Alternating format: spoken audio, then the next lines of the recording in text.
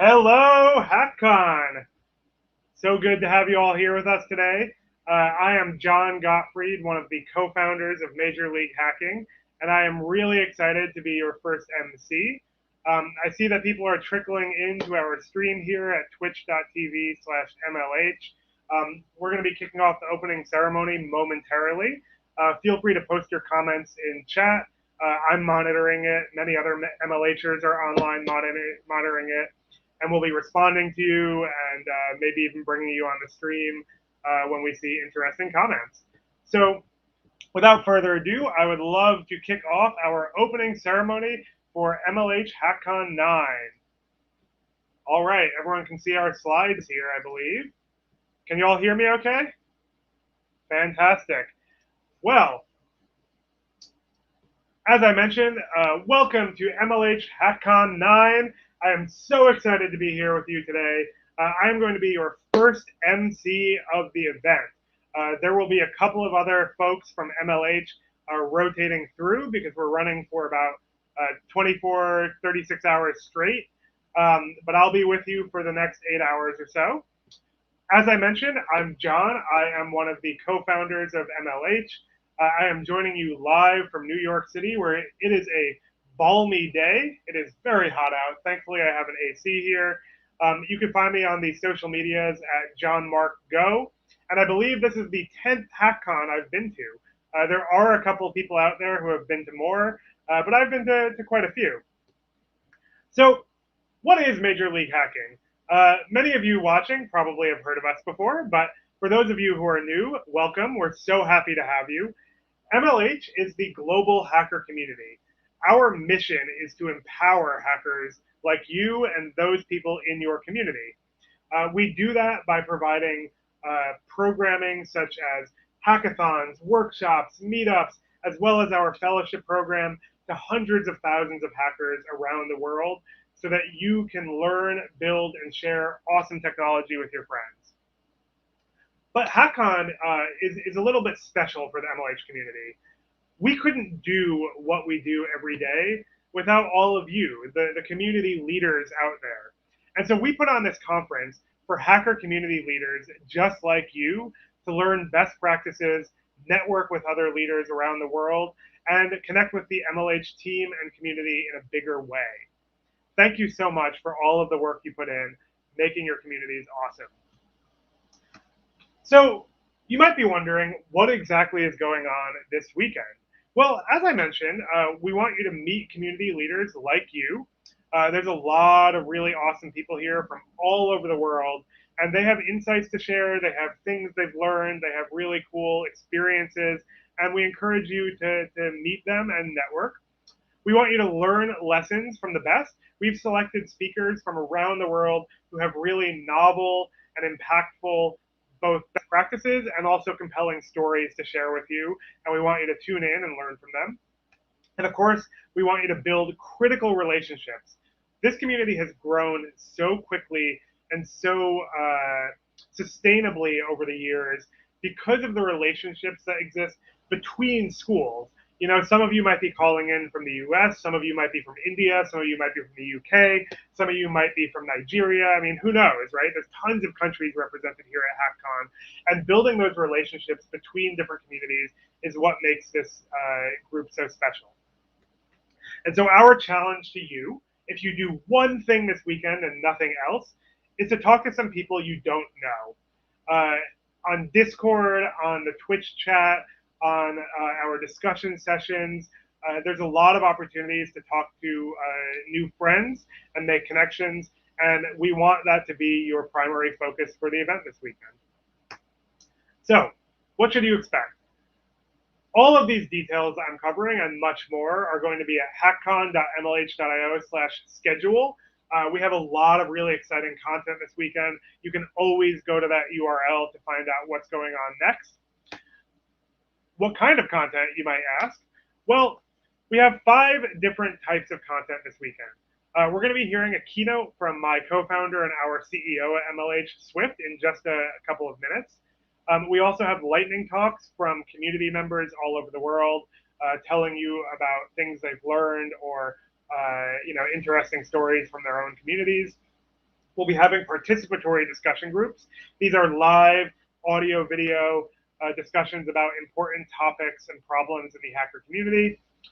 We'll be having workshops where people get to give you a participatory kind of like debrief on a specific skill set, right? So maybe a workshop on how to market your hackathon or how to pitch sponsors or something along those lines, where you'll actually get to engage and practice those skills during the session.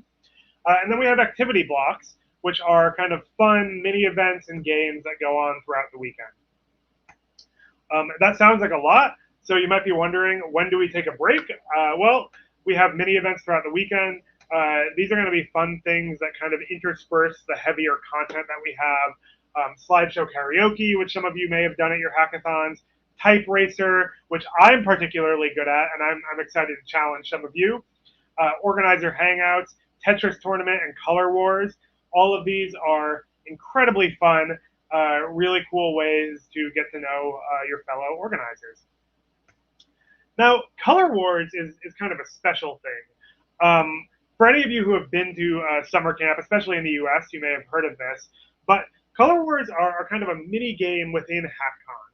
they give you the opportunity to connect with a smaller community of people divided up into teams of red, blue, yellow, and green. This is sort of similar to the guild concept that we have at Local Hack Day.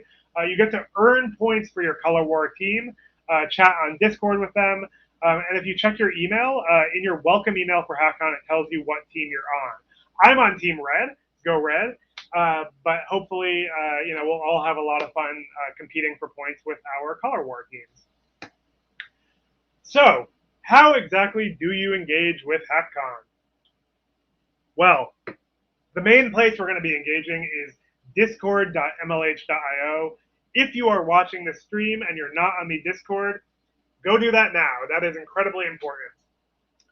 This is our general community Discord that we use for events all throughout the year. So it's a great place to join and get all of the latest updates from MLH.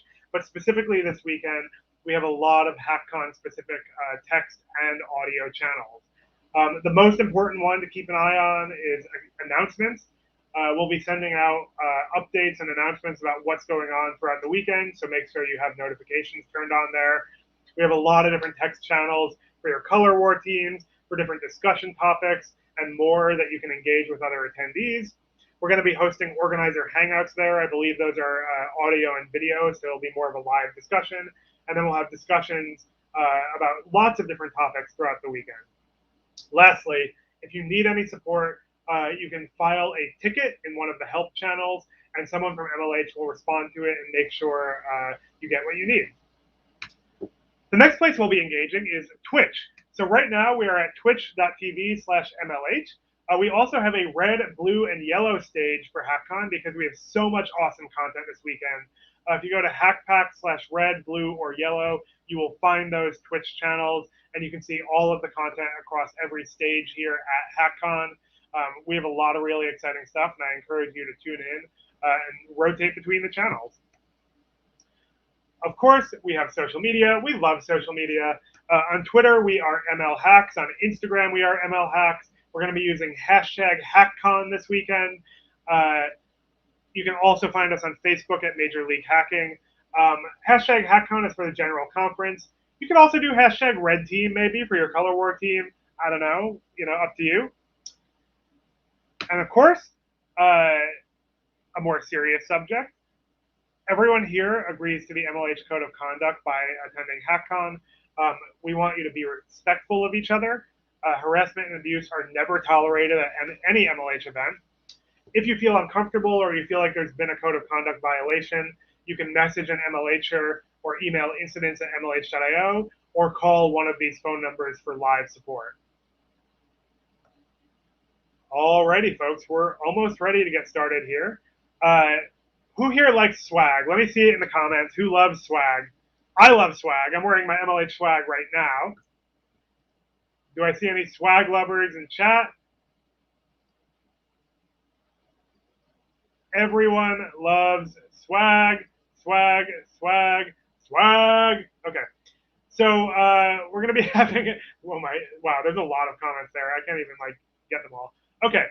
We have a lot of swag. There are different levels of swag based on what ticket you got.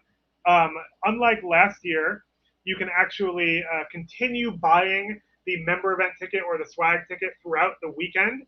So if you want to upgrade and get that swag because you think it looks really cool, you can still go and do that. But the only way you're going to get your swag is by checking in for the event. Just because you're on Twitch, just because you're on Discord, just because you registered for a ticket does not mean you will get swag. So this is for the free swag everyone gets. Go to hackpack/hackcon check-in, okay? We're going to be posting this link all throughout the weekend. You need to fill this out to get your free swag from the event. And as I mentioned, if you want more swag, you can go to hackcon.mlh.io and buy a special swag ticket. So everyone who checks in gets stickers. You can buy a $25 swag pack, or you can buy a $50 member event jacket swag pack. The member event jacket swag pack is for people who have organized an MLH member event hackathon, a local host workshop, or a local Hack Day guild throughout the year. So it's a way of recognizing people in the community. The cost of this is heavily subsidized by MLH, but it helps us pay for shipping, especially internationally, so that you can get your swag on time and reliably.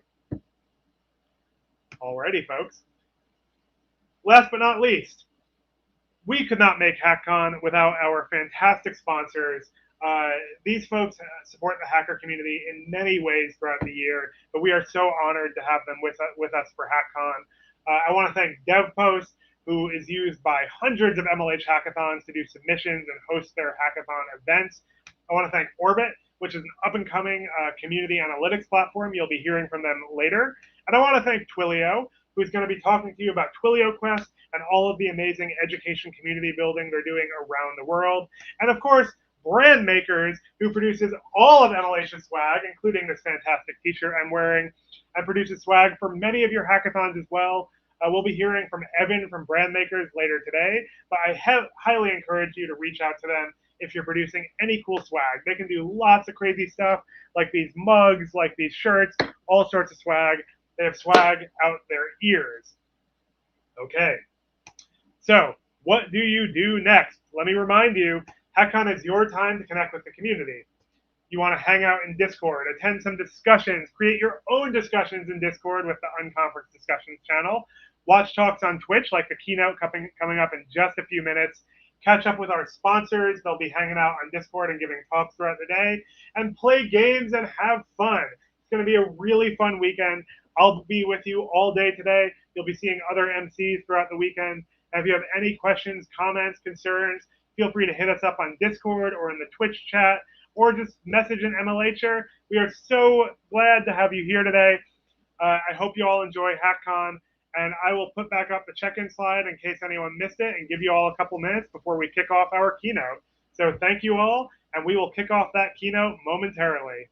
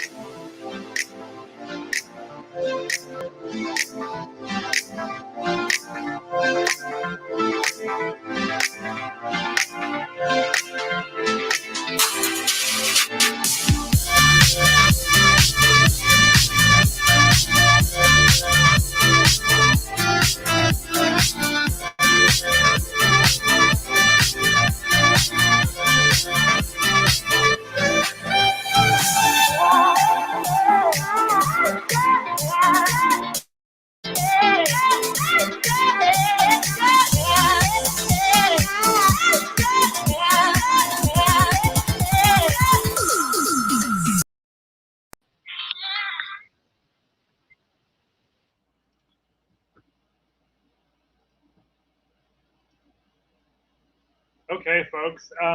As I mentioned, the keynote is going to be kicking off very soon. While we're waiting here, I would love to hear from people in the chat what you are most excited for about Hackcon. I will feature some of those comments on stream. It looks like Swift is very excited for the keynote that he's going to be giving in a couple of minutes. Very funny. All right, folks. Okay, I see. Wow, this chat is going by so fast, I can't even click on the things.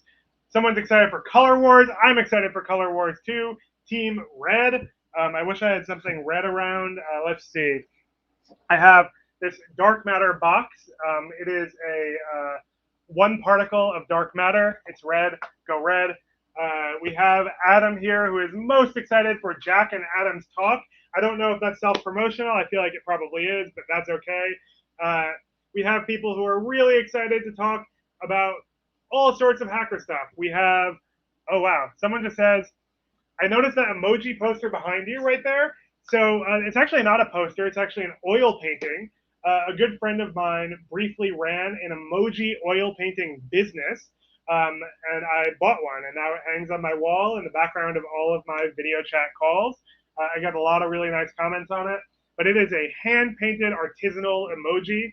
Um, we have someone here who's going to be excited for the world's quickest hackathon.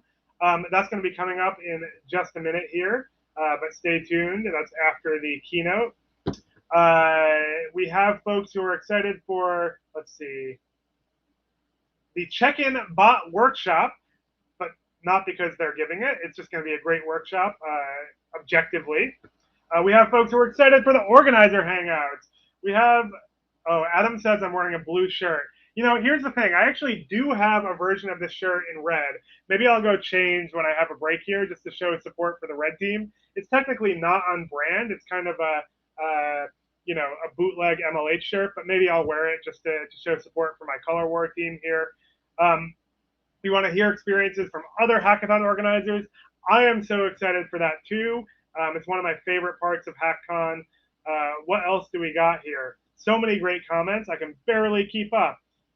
Someone loves Blahage. I don't know what Blahage is. Maybe someone could explain it to me. Let's see. I found John's slide design similar to mine. Great. It's a beautiful slide. I can take 0 credit for designing it because I have no design sense. They were created by other members of the MLH team, like Mary and Victoria, and occasionally Swift. He does some slide design. How can you find your team color? Go find your email welcoming you to Hackcon. If you registered for a ticket, you will have been assigned to a color war team. You can go find it there, and then you'll know what team you're on. Oh man, Joe Nash, our fantastic sponsor from Twilio here, also has an emoji oil painting of the Sparkle Heart. Wow, what a small world. That's incredible. Across the pond, they have emoji oil paintings too. Can you get the painting along with the swag? Unfortunately not. They are no longer being produced. Let's see. What other comments do we got here? Okay, does anyone need anything from the grocery store? I would love some chips. I could use a little snack while I'm emceeing. If you want to ship that over to New York, I will gladly eat some potato chips. Okay, what else do we got here? Oh man, there's so many comments. Will is excited for the early morning banter from Will tomorrow. Will is one of our MCs from the UK. He'll be on stream early tomorrow morning, like 20 hours from now, something like that. Let's see. Will I be fired for wearing an off-brand shirt? I certainly hope not, but we will all find out together when I put it on in a couple of minutes to show Red Team pride. We have someone who's looking forward to learning about organizing side of hackathons. I'm looking forward to that too. I love hearing all of the latest best practices about putting on hackathons. We have a lot of experts here this weekend with us. Let's see. We have Jack and Adam talking about HQ and Sharks. I believe HQ is Hack Quarantine. How early is Will's morning? I think Will's going to be on from 6 a.m., if I remember correctly. That's pretty early. I'm usually not awake by then. Can you repeat the location of the Color Wars teams? In your welcome email to HackCon, it tells you what team you're on. I believe the subject of that email is, I can tell you, in fact, if you give me 1 second to check on my phone. The subject of that email is one day more, what you need to know for Hackcon IX or Hackcon 9. So if you search your inbox, you should be able to find that. Let's see. Wow, there's so many messages, so many people on the stream. Kunal is looking forward to Swift's keynote. I'm also looking forward to Swift's keynote starting in just a couple of minutes. Nick, my trolley coworker here, is saying that's in my contract that I have to wear the Navy shirt. I'm going to prove you all wrong by putting on the red team shirt shortly. Someone says I have nice aesthetics. Thank you. It is my office designed for Zoom. I have a nice robot over here, an emoji oil painting, and then a photo of Central Park in the background because I live in New York. I love Central Park. Excited to listen to experiences and learn. We want to see who in the community is interested in CTFs. I love CTFs. I think a lot of folks are running them at their hackathons these days. Oh man, so many more comments. Someone wants to promote their own talk, changing mindsets of winning a hackathon. Let's see. Someone says they're willing to take the CTO position if John gets fired. Unfortunately, I'm not the CTO of MLH. I am probably, I'm not nearly as good of a programmer as Swift, so they would never make me CTO. Joe says he gets nauseous thinking about Will and Ryan's mornings. So do I. I'm usually not awake before, at least at the earliest, maybe 7 a.m., usually 8 a.m. Let's see, what else do we got here? Is totally not Ryan doing a session? You could ask him. I think he's in chat. How is the ice cream making going? Someone remembers my talk from Local Hack Day. Share, not in it. I have been making some ice cream. It's been quite delicious. I don't have one in the freezer currently, but I need to make a new one. Someone just gave me a whole bag of plums and peaches, so maybe I'll do some plum ice cream. I don't know. Let's see. Oh, Elise has an MLH shirt, a red MLH shirt, limited edition. Everyone's excited to connect on Discord. Hey, Sashoka, how's it going? Ryan Swift does not sleep. That's incorrect. Ryan does sleep. Will says, can Swift write Swift Lang? Unfortunately, due to a trademark dispute, he is not allowed to write Swift Lang. And did I bake a cake for MLH's birthday? I actually didn't, unfortunately. But I did have a bunch of MLHers over to my house for a barbecue. It was quite nice, but there was no cake, unfortunately. Ice cream this weekend. I'm not planning to make ice cream on stream, but I could. Can MLH bake a cake for my birthday? Cake for coaches? Wow. Maybe we'll figure out a way to ship a cake to Jack over in the UK. Well, I guess Jack's not in the UK anymore. Anyway, doesn't matter. Can you make a totally not Emilio Estevez joke? Thank you, Ryan, for teeing that up. Let me think. What do you call Emilio Estevez eating a delicious MLH cake? Anyone in the chat? Emilio Ingestevez. Thank you. I'll be here all day.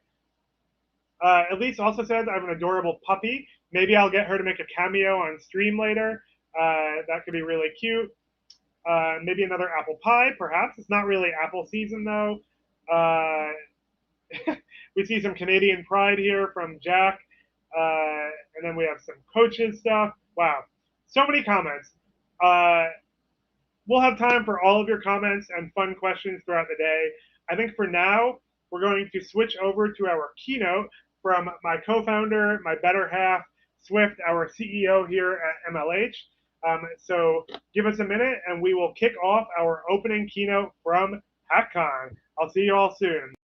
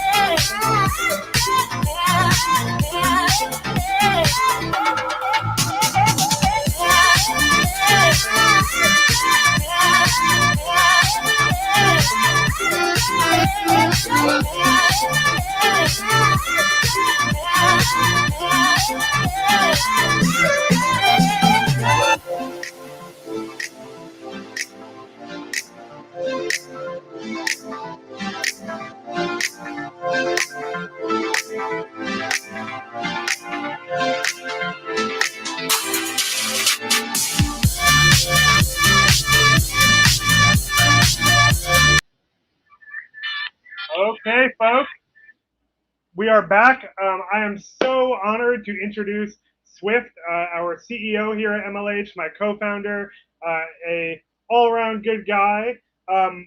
He's going to be giving the kickoff keynote of Hackcon.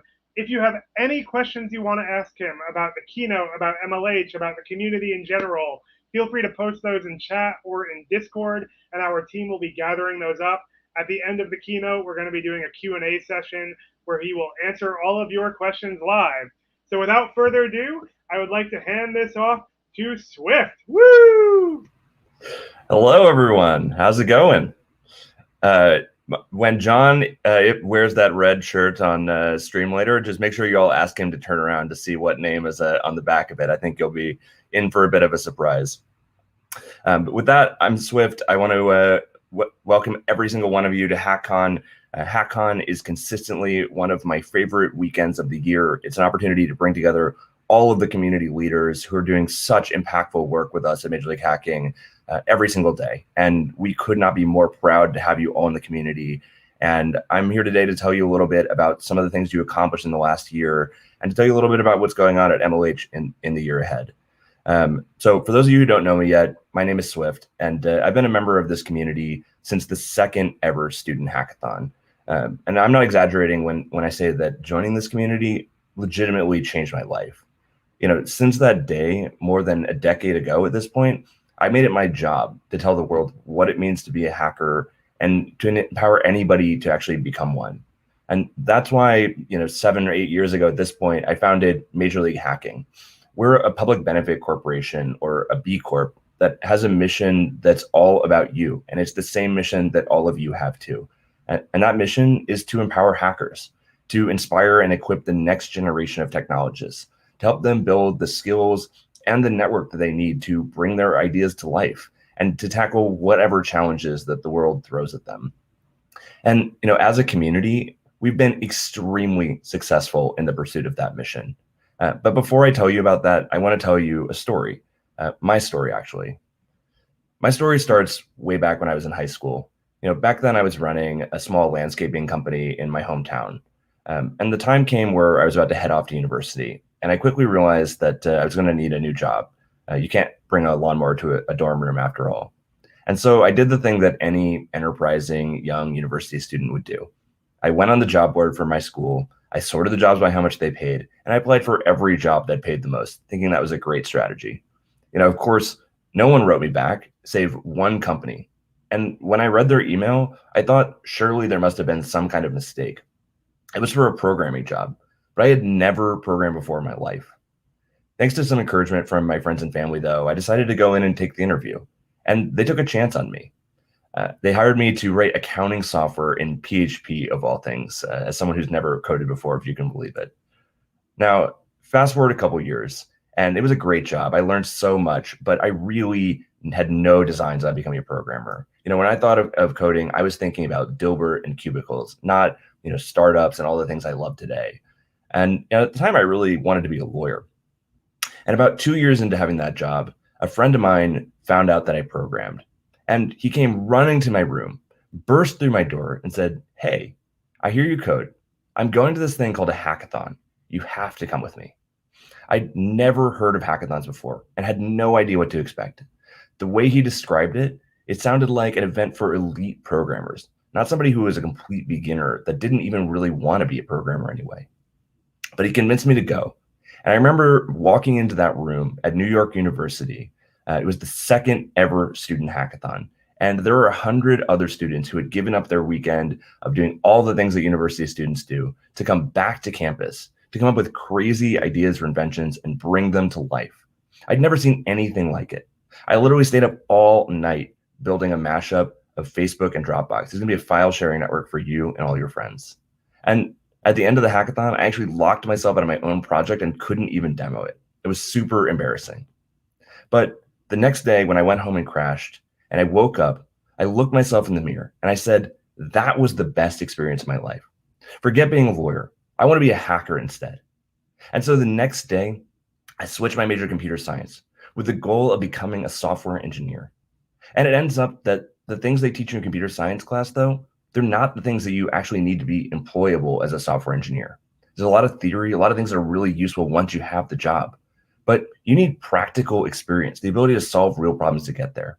And in fact, the things that I was learning at hackathons were exactly that. That's what led to my first internship. That's what led to my first full-time job. And that's what got me here today. Now, you see, back when I got my start, we were lucky to have a hackathon every 6 months. And I used to think at that time that my story was pretty unique. But as I started going to more and more hackathons, I started to notice something. There were a heck of a lot of people out there who also had their lives changed by this community, who also found their talent, their friends, their mission here. In fact, that story is so ununique that today we have more than 500,000 community members worldwide. That's 500,000 hackers who had their lives changed by this community, by all of you at your events. That's huge. And knowing the scale of this community, it's really important because it is a global movement. But it's also important to remember that every single one of those 500,000 hackers has a story too, just like mine. And today, I want to tell you 4 stories about community leaders that inspired me in the last year, and I hope will inspire you. My first story is Ebitessem. Ebitessem got her start in tech when she went off to university. She moved to Bangladesh to attend one of the best universities in the region. She was very excited to be studying in the country where her parents were originally from. And when she got there, though, the reality of being a woman in tech actually hit her really hard. She was among the first women to attend her school, which had been an all-boys school until just a few years earlier. There was this pervasive feeling from all of her male classmates that women didn't belong in tech. And on top of that, she faced cultural norms that made her unable to attend hackathons to level up her skills. In Bangladesh, like many parts of the world still, women aren't allowed outside their homes to walk around after sunset, let alone staying overnight in a mixed gender venue. But the shift to digital events from COVID actually benefited her greatly.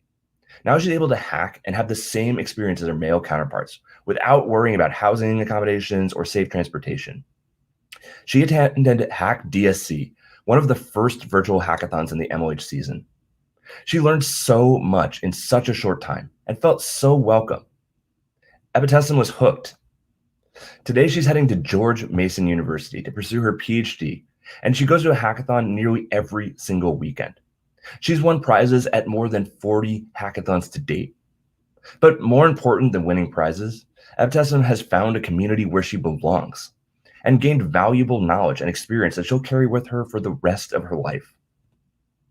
Now, when COVID hit at the beginning of last year, it was clear that this was going to be a challenging year for our community. Hackathons were canceled in droves, classes were a mess, and so many hackers lost jobs and internships that they had been counting on. We had no idea what was going to happen. But it ends up that despite a literal global pandemic and unprecedented economic crisis, hackers and organizers came together to do exactly what they do best. The community brought the connections and learning that had been happening in person online for a digital world. And while everyone else was scrambling to figure out how to do digital events the right way, our community pioneered the best practices and shared them with anyone who'd listen. More people joined the community than any year before, and we found new ways to empower hackers to learn, build, and share. Previously, if you think about it, the stars had to align to join this community. You had to know about the event, you had to have the time and the means to get there, and the confidence and maybe supportive friends who would actually get you there in the first place. Today, though, anyone in the world, no matter where they are, can become a hacker any day of the week. And that's really powerful. But meanwhile, we couldn't recreate every element of the in-person experience. And I know that everyone, myself included, is hungry for the return to in-person. Which brings me to my first announcement of the day. Starting this fall, you'll have the best of both worlds. Virtual hackathons and workshops are here to stay forever. MLH is committed to powering virtual hackathon every single weekend of the year. This will allow new community members from regions that don't have access to hackers who come from less privileged backgrounds, to anybody who just can't join our community for whatever reason is holding them back. We'll enable them to come and learn, build, and share with us whenever they want to. Additionally, this fall, MLH will start to be back on campus, supporting you at your events in your communities. We'll be working closely with each event's organizers, their school administrators, and the local health authorities to make sure it's safe for everyone to attend. And to make sure that you're prepared, we'll be publishing a set of up-to-date guidelines that you can use to ensure you're always following best practices. And of course, you'll have someone from the MLH team on site that you can lean on for whatever you need. And when it comes to the virtual events, we'll be continuing all of the benefits that you've come to know and love. Things like drop shipping swag to your hackers to make sure they can show off their hacker pride, live streaming workshops and activities that your hackers can participate during the event, and providing additional judging and anti-cheating support. You can find a full list of benefits for member event hackathons on our website. And you can also apply to become an official event during the MLH season this fall or spring now. Head over to the URL at the bottom of my slides. Now, whether you're hacking from cyberspace or the local engineering building, you'll be a part of the same MLH community that you know and love. You'll be able to find both digital and in-person events on the season calendar at mlh.io/events. And with that, I want to transition to my next story. Meet Sad. He's an international student from Uzbekistan studying at Vanderbilt University. He joined our community in 2019 when he was lucky enough to attend the local MLH member event, Vandy Hacks, in person. He was so inspired by how welcoming and collaborative everyone was. It was nothing like anything he'd ever experienced before. In fact, he was so inspired, he knew he had to get more deeply involved in this community. So he decided to apply to join the planning committee for the next hackathon. And he got accepted as the new director of operations. But of course, COVID quickly hit, and his team had to completely reinvent themselves for the virtual world. In the middle of all that, he applied for his first internship at Facebook. And unfortunately, he was immediately rejected. Sayad realized that he wasn't getting enough practical production level experience in class. And if he wanted that internship, he was going to have to do something about it.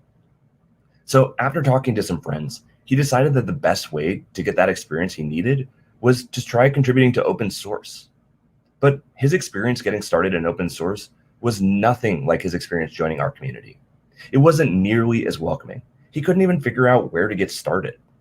And everyone just kept telling him to work on docs because they didn't want to deal with him. Luckily, that's when Saad heard about a new program from MLH called the MLH Fellowship. It was described as a training program for aspiring technologists, sort of like an alternative to an internship.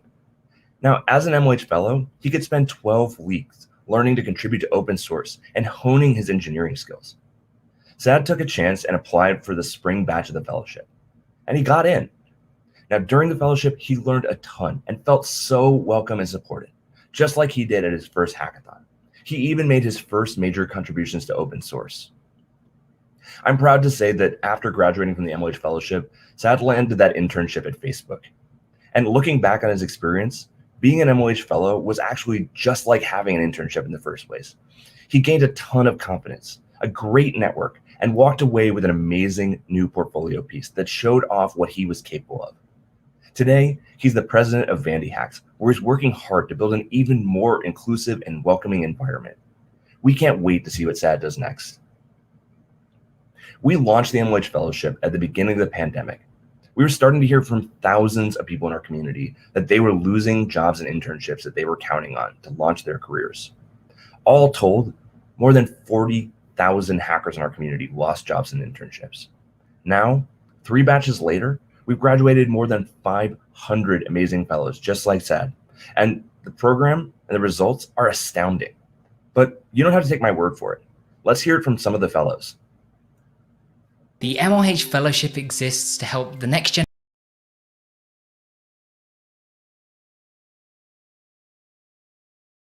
software engineers start their careers. They'll work on a variety of projects which give them the ability and confidence to go and land a job. It's been 3 months. I didn't even realize how fast it passed. The fellowship is basically a bunch of people that are super into tech and super into building cool stuff and learning, most of all. And everybody in the program showed that. We all went from open source consumers to open source contributors. But what I took away from the program was so much more than just how to contribute. What I took away was this amazing sense of community. I'm coming out of the fellowship, the Explorer Fellowship, with 3 amazing open source projects that can be real products in the real world today. For while this fellowship might only last 3 months, I know its impact will last a lifetime. MLH gives me this sense of one big family, which is, it's really a reason to smile every day, right? I have to say, it was the most incredible experience. And the MLH Fellowship gave me the opportunity that I don't think I would have otherwise. I actually do feel more like a software developer today than I felt before. Because it has given me this motivation and a huge portfolio that I can now present in front of potential employers. After such rave reviews, the MLH Fellowship is clearly here to stay.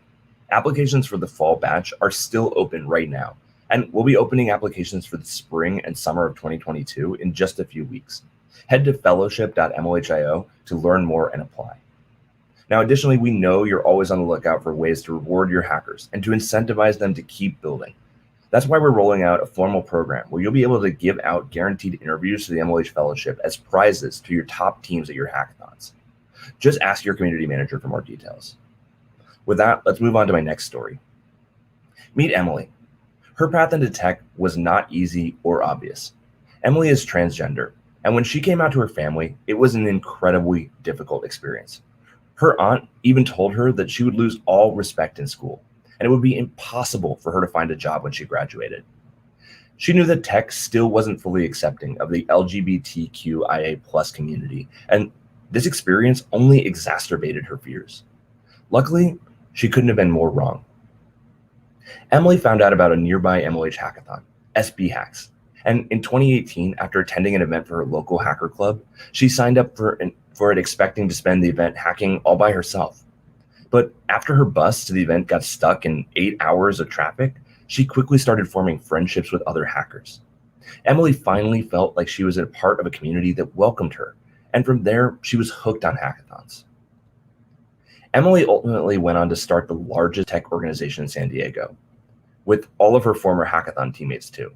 Today, the club hosts more than 130 events per year for more than 5,000 attendees. The members were so passionate about attending MLH hackathons across the country that they made it into the top 15 schools in the MLH hackathon season rankings. Going to hackathons and joining the community changed Emily's life. Feeling so welcomed by her community made it much easier for Emily to accept herself. She gained the skills and the confidence that she needed to land 2 internships at Google. And now she even works there full time as a software engineer. I'm incredibly proud of the diversity of our community. While gender is only one metric, last year more than 40% of our community identified as non-male. That's more than twice as diverse as a typical CS classroom. We see similar gains in areas like race and ethnicity, socioeconomics, geography, major, educational background, and more. Hackers love working in a diverse, welcoming environment. But again, you don't have to take my word for it. Let's hear it from some of them.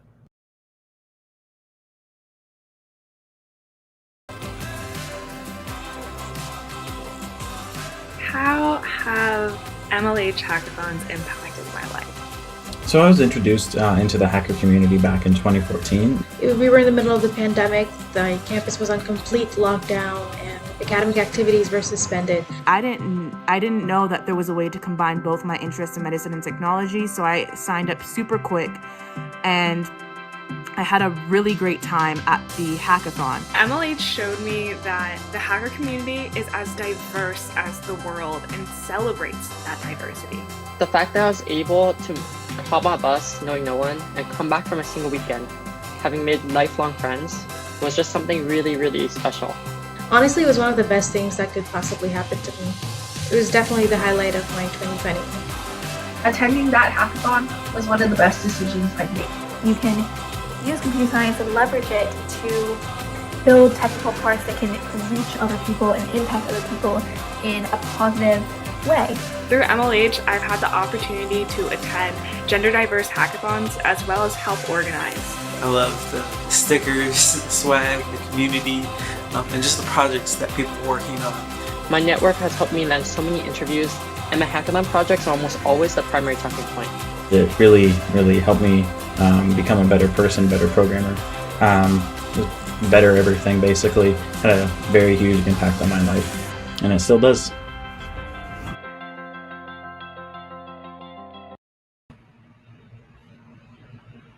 As you can tell, the MLH community is one of the most welcoming communities out there.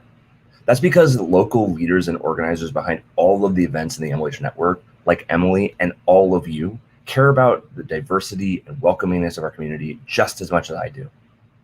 But it's not just community leaders who love to tell people about this community. In fact, the most common way that new community members join us is through word of mouth, from their friends, from their professors, from their family. And we want to make it easy for you and your community to spread the word. What better way to tell the world you're a hacker than with official MLH swag? Every year we create a new mascot that you see all over the world at MLH events. They follow the letters of the alphabet and have an animal and a hackery theme. 2 seasons ago we had Ducky, the debugging duck. Last season we had Ellie, the electric elephant. And I think at Hackcon this weekend, if you got the swag pack, you'll get some of this awesome season swag too. But in case you missed it, we have our brand new season mascot. It's Frankie the File Ferret.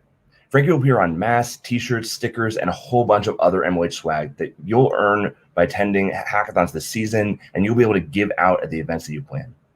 Personally, I think she's our most adorable mascot yet, and I can't wait to get my hands on some Frankie swag. So let's move on to my final story. Meet Jarrell. Jarrell grew up in Riverside, California, and is from a blue-collar family. He always had a strong interest in electronics, taking apart whatever he could find from a young age. When that interest continued into high school, his parents encouraged him to become a mechanic, just like his biological father. Since his high school didn't offer coding classes, that wasn't even really a consideration for Jarrell or his family. That all changed, though, when he overheard someone mention MLH offhand a few months into his first year of trade school. The local hacker club at the University of California in Riverside was hosting an event called Local Hack Day. They described the event as one location in a worldwide celebration of hacking, and they were excited to bring together the local community to join in on the fun. Jarrell had never heard of MLH or hackathons before, but after attending the event, he fell in love with the community and started going to every hackathon he could find. Jarrell eventually graduated and found a job as a mechanic, but he kept going to hackathons on the side. His new computer skills led him to fixing the shop's computer, and one day his manager took notice. "Why are you working here when you're so good with computers?" he asked. At that moment, a light bulb went off. Since then, Jarrell went back to school at Florida Tech to get his computer science degree, and now he works at Twilio as a support engineer. Despite his early interest in technology, Jarrell's path to success was not easy or obvious. It was joining the MLH community that showed Jarrell he had the skills and gave him the confidence to pursue his passion. Jarrell, like nearly 25% of hackers and so many organizers last year, got his start at Local Hack Day. It's consistently been one of the most important events of the year. It's an opportunity to bring together experienced and beginner hackers alike, to help new organizers get a trial run at planning an event, to help bring together communities to help them grow even stronger. In fact, we're now running 3 local hack days per year, each one modeled after learning, building, or sharing. And I'm excited to announce that Local Hack Day is back for the 2022 season. From October 10th to 18th, we'll be learning all kinds of new skills we can use in the year ahead at Local Hack Day Learn. Then on January 9th to 17th, we'll put those skills into practice, building amazing projects at Local Hack Day Build. And finally, we'll show the world what we've accomplished by sharing our progress at Local Hack Day Share from April 3rd to 11th. As an organizer, you can put together a guild that brings your community together online. And if you're able to gather in person, we'll even have ways that you contribute IRL as well. We expect these to be the biggest and best set of Local Hack Days yet, and can't wait to see all of you and your communities there. You've heard 4 inspiring stories today. Abtessim, Sad, Emily, and Jarrell are all amazing community leaders that we want to celebrate at MLH. But they're just 4 of thousands of amazing stories that deserve to be told. And the best way to hear those stories is firsthand. And there are more than 1,000 people here at Hackcon this weekend. And I sincerely hope that everyone here makes a new connection, learns something new and unexpected, and feels inspired to be a part of this community the same way I do. Finally, if you love this community as much as I do and you want to do more, I'm excited to share that MLH is growing and we've got a ton of open positions, full-time, part-time, internships, and everything in between. And of course, there are so many roles that would be a perfect and amazing fit for organizers and leaders like all of you. Head to careers.mlh.io to see what's up already. There's more coming by the end of the year too. We'll have some info sessions about working at MLH this weekend where you can hear firsthand, even from some people who actually decided to join us after attending Hackcon in previous years. With that, I want to thank you once again for joining us at Hackcon IX. Thank you so much for being a valuable part of this amazing community and for all of your hard work. We can't wait to see what you accomplish in the year ahead. Happy hacking, everybody. I'm Swift. Awesome. Thank you, Swift. That was an incredible keynote. I'm really inspired by everything that's going on this coming year. So now we're going to be doing a Q&A session. We've collected a bunch of questions from Discord and Twitch so far, but if you have more, feel free to post them live and we will do our best to get to them. So let's see. Whoops. Are you wearing the red shirt, by the way? Can you turn around? I changed to the Team Red MLH shirt. Can you turn around for us? I can turn around. Let's see. Oh, weird. It says Swift on the back of that. That's so weird. Why are you wearing that? I don't know. It's clearly a huge mistake in terms of, yeah, I don't know what to say. I'm a little embarrassed. I was trying to figure out how to make your video bigger than mine, but I don't know if that's possible. Okay, well, we're going to kick off the Q&A here. So, Swift, where did the phrase learn, build, and share come from? At MLH, it's one of our values at MLH. We have 5 of them. And I think it's been really interesting thinking about the culture, at MLH and what it is. And, every one of those 5 values is based on a real story from somebody on our team, somebody in our community. And they evolve over time where we've been adding even more stories, over the years. Now, learn, build, share, when we talk about it at MLH, is this idea that, everybody on our team and, ideally the people in our community to share a growth mindset. As MLHers, you have an obligation to, learn things and share your knowledge with those around you to help them level up as well. And I think that's directly reflected in the, the culture of hackathons, right? While they're structured as competitions, meaning that there's, top teams and winners and prizes and things like that. The truth is they're probably the farthest thing from it when you're actually there in a lot of instances, right? I've never been in a competition where you can raise your hand and say, hey, does anyone know Arduino? And you have, 100 other, competitors to you theoretically running over to help you, get started with something new, right? And I think it's that collaborative growth mindset, helping, collaborative kind of mentality that really brings that together. And so it's been a motto of MLH from the very early days, and it's something we talk about a lot. But I think it's really reflective of a kind of the learning cycle at hackathons and so much more around the culture as well. Yeah. Oh, cool. Someone fixed the video sizes. Great.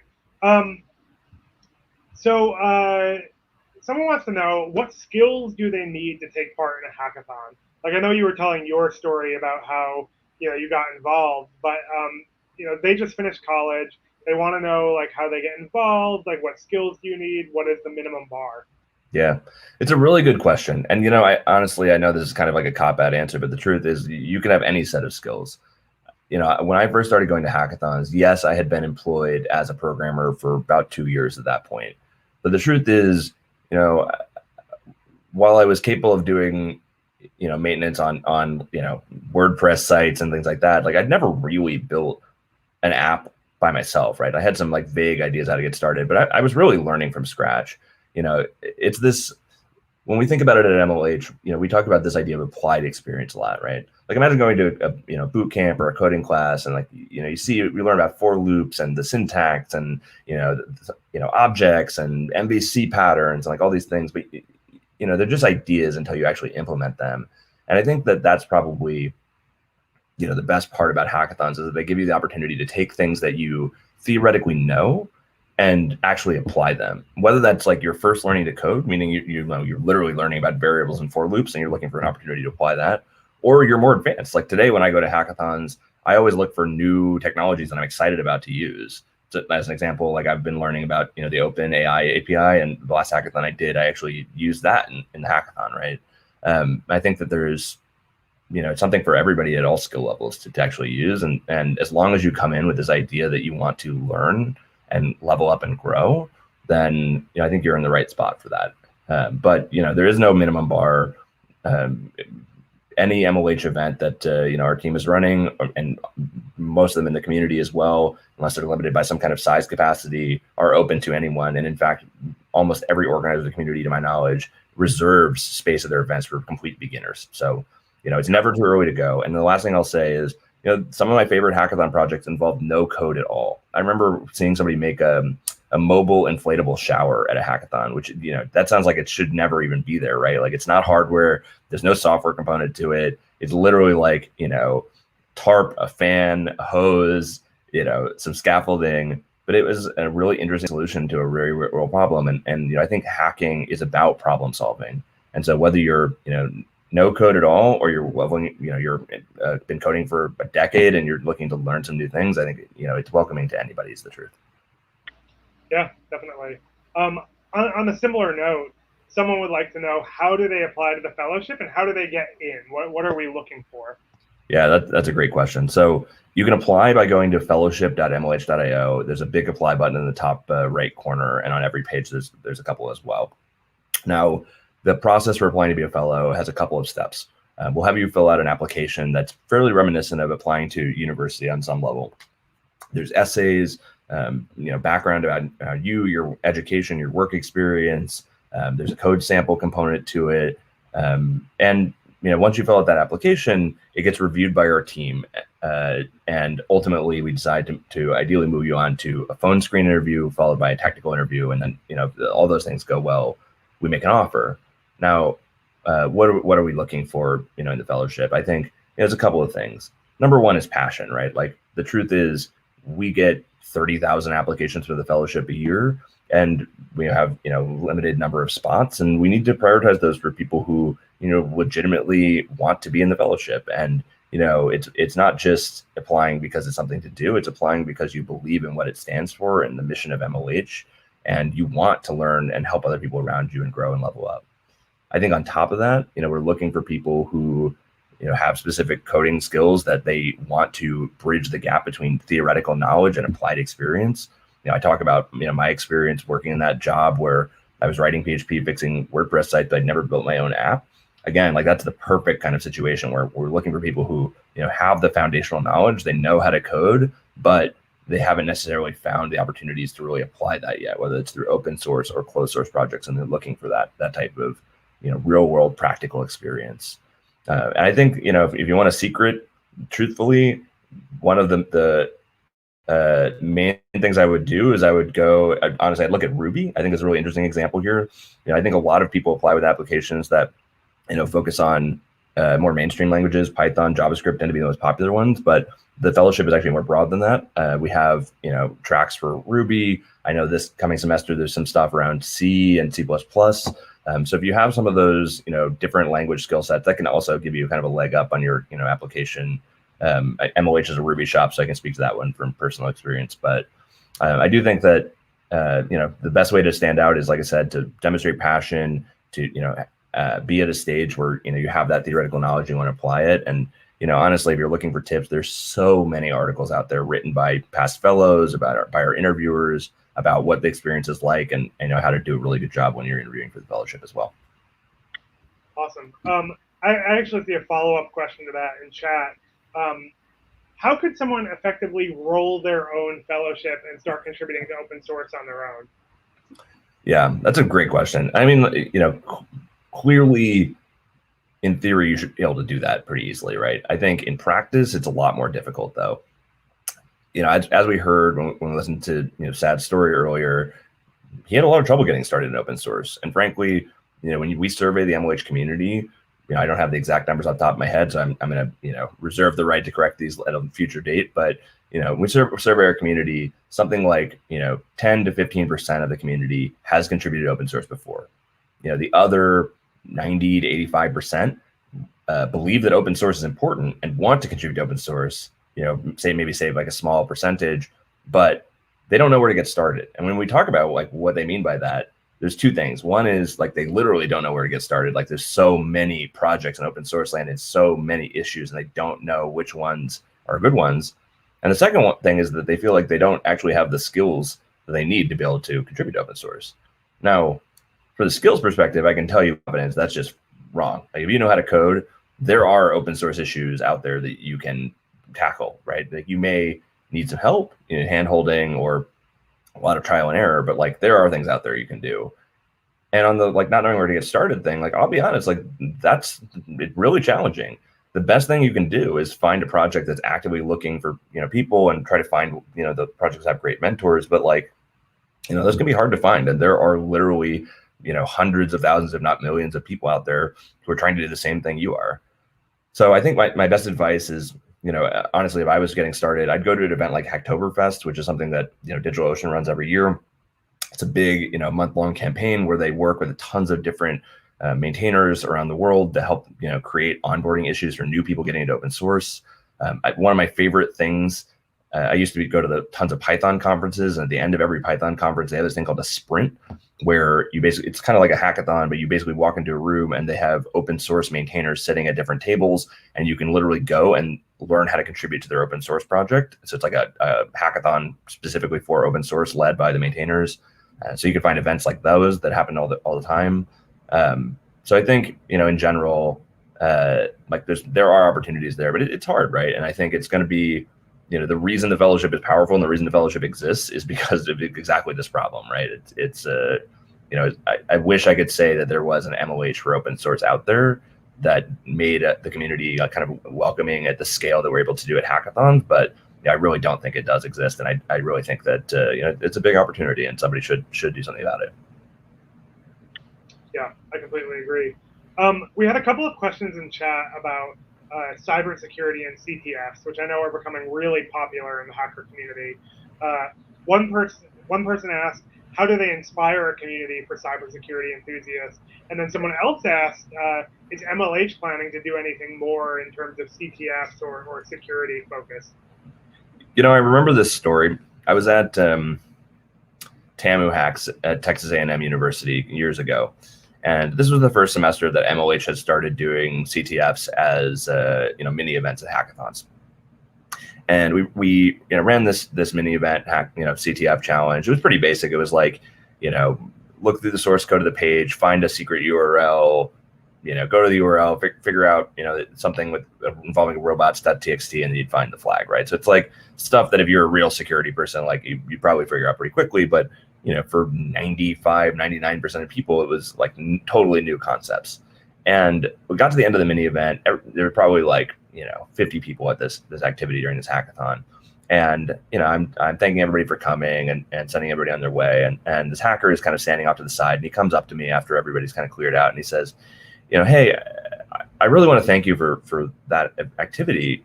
I've had this interest in cybersecurity for a long time, but I always felt like it was faux pas or like kind of looked down upon by the community, like the hacker community, right? Like when I talk to people about security and like those types of things, they would look at me like, oh, you're like the people in the media who whenever they talk about a hackathon, they'd say, these kids are spending their weekend hacking, but you wouldn't realize what it is. And that activity gave him the confidence to go out and actually pursue doing CTFs and learning cybersecurity skills. And I really hope that he was able to find a career in cybersecurity or something along those lines, where he could use both the skills he learned at hackathons as well as those that he learned doing cybersecurity work. And I think that was a moment for me where I realized that security is just part of the application development process, right? It's something that everybody needs to think about, whether they're taking it, look at it proactively. And maybe at a hackathon, it's not something you have to look at in such detail, right? Like hackathon projects are implicitly prototypes in a lot of ways, but I think that it's a really valuable skill for everybody to learn, in their engineering path. And I think there's a lot of merit to it. Now, what is MLH doing to help, here? I think there's a couple of things. One, we're continuing to invest in partnerships where we can bring more CTF type experiences to our community. We already run, CTFs at every single US-based hackathon, that MLH has a presence at, as well as I believe all of the ones in Europe too, thanks to our partners at the USAF and BlackRock. In the fellowship, we also organize a CTF for all the fellows. That's extremely popular. Shout out to Gabriel for putting that together every batch. But I think truthfully, we could be doing more. And honestly, if there's companies out there that want to support it, like I would be extremely keen to have more conversations about what we can do to bring those types of security educational opportunities to our community. I think that there's a lot of work MLH could be doing there, in the same way that there's a lot of work that MLH could just be doing to help people get into open source as well. Like they probably actually have the same bell curve of interest and inability to get started if you really think about it. Yeah, totally. We have a couple more questions about the fellowship here. So one person wanted to know if they can reuse their essay from cohort to cohort, which I think is kind of an interesting logistical question about what we're looking for there. And then, someone else wanted to know, like, who is the right fit for those programs, right? Like, who should be applying? Yeah. So on reusing stuff, absolutely you can. My best advice, though, is read the rejection email and figure out why you were rejected if you were.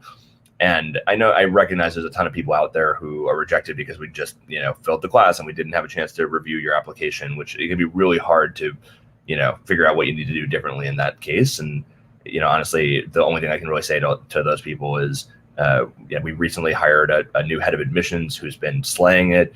I know that our team is doing more application reviews on a weekly basis than they ever did when I was running the show. And it's a much more finely tuned machine. We're much farther ahead than we ever have been before. And my sincere hope is that everybody who applies this fall is actually going to get tailored feedback, when we reject them, if we unfortunately have to. Now, and reusing essays and things, like I said, if you're getting rejected because your essays didn't demonstrate passion, I would not reuse those essays. But if you're getting rejected because, you didn't perform well in the technical interview, you know that your essay is probably sufficient because it gets you, the point. The only thing I might tweak is I might add something to the essay talking about what you learned since your last experience interviewing, which shows, again, that kind of learning orientation that we often look for in the fellowship. Yeah. Now, who should be applying? Again, I think like the profile here we're looking for is, how to code, you're interested in applied experience, so you feel like you're ready for that type of internship-esque, opportunities, and you are passionate about, working on small teams, gaining the skills you need to be a software engineer. Honestly, there is a heavy focus on helping people who frankly don't have access to these types of opportunities get them, right? Like, well, there are their fair share of fellows coming from top CS schools like, Waterloo and Stanford, MIT. We do our best to make sure that the class of fellows is as diverse and representative of the larger MLH community as possible, right? And so focusing on people from non-traditional educational backgrounds who come from schools that are again, not your kind of top tier CS schools, who, have those abilities and want to show them. And, I'll say I know it's a very competitive program, right? Like, we get 30,000 applications, we graduated 500 people last year, right? John and I are working every single day to increase the capacity of those programs. We know how important and impactful they are. And if we can find a way to, achieve the scale where we can let every single person do them, I think that's great. The last thing I'll say is, we recently started this thing that was called the pre-fellowship, that's now been rebranded to the MLH Fellowship Prep Program. If you're not sure the fellowship is for you, this is a much shorter 3-week program that happens right now. We're thinking every other month, where you can go through a sprint as part of a small batch of the fellowship to experience what it's like. And we do recruit for the fellowship directly through that. So, if you go through the prep program and you do well, like, there's a high likelihood that that'll be a direct pathway into the larger fellowship program in the next batch. So the applications for that are actually open right now. I opened them literally yesterday. I probably should have said that in the keynote, but if you go to the prep program page on the fellowship website, the details for the October batch are up. I believe it runs from October 4th to October 22nd. And we just graduated or we're about to graduate our first batch of pre-fellowship fellows officially, and they went exceedingly well. Awesome. So I think that's going to be our final question. And there's a lot of good questions here. So we've talked a lot about coding and open source work from that perspective. Is there any opportunities for people who want to work on technical writing or docs or more of like the developer experience side of things? Yeah, it's a good question. We've been playing with the idea of doing a fellowship program specifically for those types of more developer advocacy type opportunities, and it's something I really want to do. We may pilot it this fall. It may be a spring pilot instead, but it is something I think is important, and it is something I think, frankly, I look back on my career. When I graduated from school, I got a job in developer evangelism. I was looking at engineering opportunities. I was looking at DevRel opportunities, and I picked DevRel because I wanted to be doing the things I was doing as a community leader every day, and I wanted to have an employer who was supporting me doing that. And I think that there are many people in our community who frankly have that same passion and want those opportunities. And as MLH, I think it's both in our best interest and our community's best interest, and in potentially the world's best interest for us to help train those people and empower them to pursue those careers. And so, I think if it's something that you're excited about, you'd be interested in it. 12-week fellowship, DevRel focused fellowship. I'd love to hear from you. You can definitely reach out to me. I saw a few people in the chat asking for my contact info. My email is swift@mlh.io. You can always email me. Fair warning, I'm actually on holiday for the next couple of weeks, so it may be a small delay before I get back to you, but I will do my best to respond to everybody once I am back if people do have questions or interested in things like that. Awesome. And our final question before you go here. Whoops, that's not it. What is the repercussion for me showing my color war team pride here? Are you wearing the blue MLH shirt? I'm not. This is the normal MLH Yeah, shirt. so you're on team blue. I'm on team red. Well, I'm actually on team yellow as far as I know, but I actually have I got a yellow holder for my coffee mug for later. I can wear that to show my yellow team pride. But no, unfortunately, there is no clause for wearing the breach of contract, wearing the red MLH shirt. I think I fully support anybody wearing a shirt with my last name on the back of it. So I think that I'll make an exception here this time around. But You know, obviously we want everyone to know you're from MLH. I think you can tell from the shirt. So I think you're good. Yeah. Awesome. Well, thank you so much, Swift. That was an inspiring keynote. A lot of great questions. I think you'll be around at various points throughout the day if people want to connect. But we're going to be moving on now to our world's fastest hackathon. Amazing. Thanks, everybody. I really appreciate it. Alrighty, folks. Well, I hope you enjoyed that. I hope you learned a lot from Swift's keynote. Next up, we have our first mini event, World's Fastest Hackathon. I'm going to bring my two colleagues, Rosendo and Amanda, on the stream, and they will be running an incredibly fun event for you. So give them your full attention and get ready to do some wild hackathon stuff. Hey, how's it going, folks? Like John said, Rosendo Pili here, Customer Success Manager at Major League Hacking. Super happy to be here and really excited for Hackcon IX. It's technically my second Hackcon. I attended last year, not as an employee, and now I'm here working behind the scenes. It's a dream come true. Amanda, go ahead and say something about yourself. Yeah, absolutely. Hi, everybody. My name is Amanda. I am the head of fellowship admissions here at MLH. This is my first year at MLH, and this is my first Hackcon, so I am super jazzed to experience this weekend with everybody. Awesome. So I'm just go ahead and work on getting some stuff up on the screen for everyone because I know that's what everyone is looking forward to. Let me go ahead and present here. I'm pressing the share button, not the present button. Here we go, folks. The first challenge of this hackathon is getting the slides up, as per usual, but I think that's always true. So yeah, the mini event's called the World's Fastest Hackathon. This is going to be the world's slowest presentation by Rosendo Pili and Amanda. So let's go ahead and... Doesn't matter. Slides are slow, hacks are fast. That's all we really want to see. There you go. So we've got the presentation going. This is the MLH Hackathon presentation. It's going to be amazing.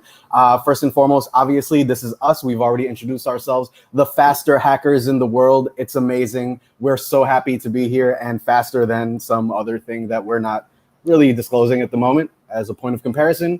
Moving on, I am proud to pronounce that this mini event has been sponsored proudly by Twilio. I just want to let y'all know, give y'all a heads up that at 12:15, Lizzie Siegel is going to be doing a lightning talk on the Twilio field operators program. Go ahead and make sure to check that out. And at 12:30, and these are all Eastern Standard Times, by the way, Joe Nash is going to be doing a workshop on Twilio Quest and how to get that up and running. So definitely super cool. So yeah, let's just go ahead and jump right into it. Amanda, you want to let us know what the world's fastest hackathon is?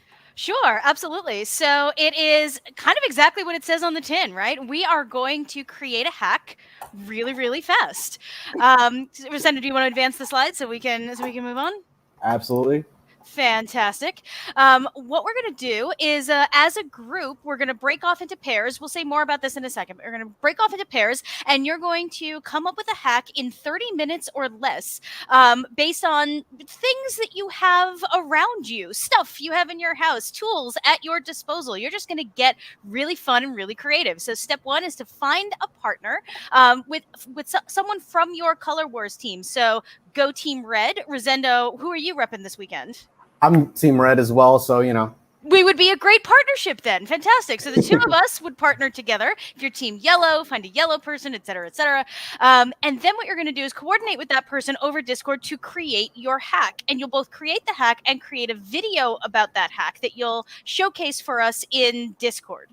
So let's go over the rules really quickly. The first rule is that your demo video of your hack must be less than 60 seconds long.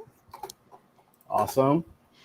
When you've completed it, when you've hacked together your hack, when you've completed it, when you've put the video together, post that video in the Discord channel #mini-events, and of course tag your teammate in your submission. Yeah, and just a little side note, I will be posting the rules to that mini event channel as well, so you could take a look at them there after this. This is important. So both teammates must contribute to the demo video. So either get both of you on Zoom or use QuickTime or whatever you need to do, but both teammates must be present in the video. And of course, submissions must abide by the MLH Code of Conduct. We've put the link to the Code of Conduct on this slide. If you're not familiar with it, you'll hear a lot about it over the weekend. Yeah. Be a great person. Don't harass anybody. Rosendo, do you have more to add?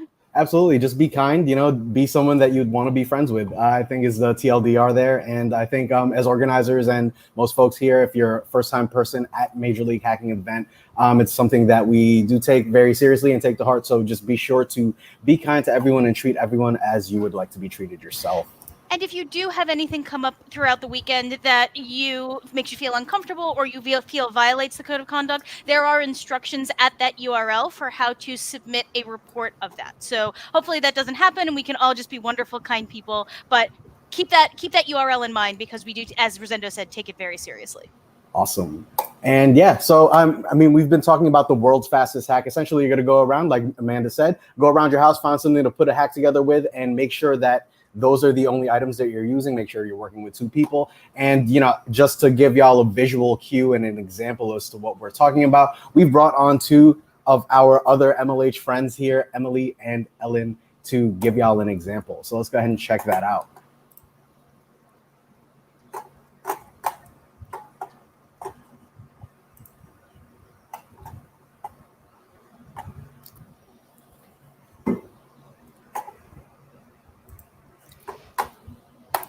Looks like we've got no sound.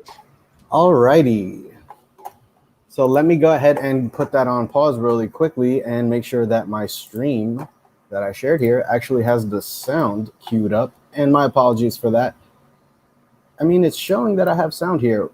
Let me see here. Let me just remove it really quickly and let me share the actual video file. That would probably work. So give me a second here. Apologies, folks. This was clearly something that I should have taken a look at prior to the prior to the stream itself. But I think the good thing to know is that if we share from the actually, you know what? That's not going to work here. Let's go ahead and add let's add this back. And what we can do here is when you have this up. It's like the magic of hackathon demos. Like 90% of the time when someone goes on stage, it was working 5 minutes before on their computer. And then when they plug into the projector, it just magically stops working. It's like a rule of the universe, right? Like it just has to. Okay. And nope, that's not it. Okay, here we go. All right, folks, let's get a countdown here in chat. Is it gonna happen? And that's not even the right one. Where are you? So Amanda, what do you call Emilio Estevez? I'm trying to think of a good punchline here. What do you call Emilio Estevez brushing his teeth?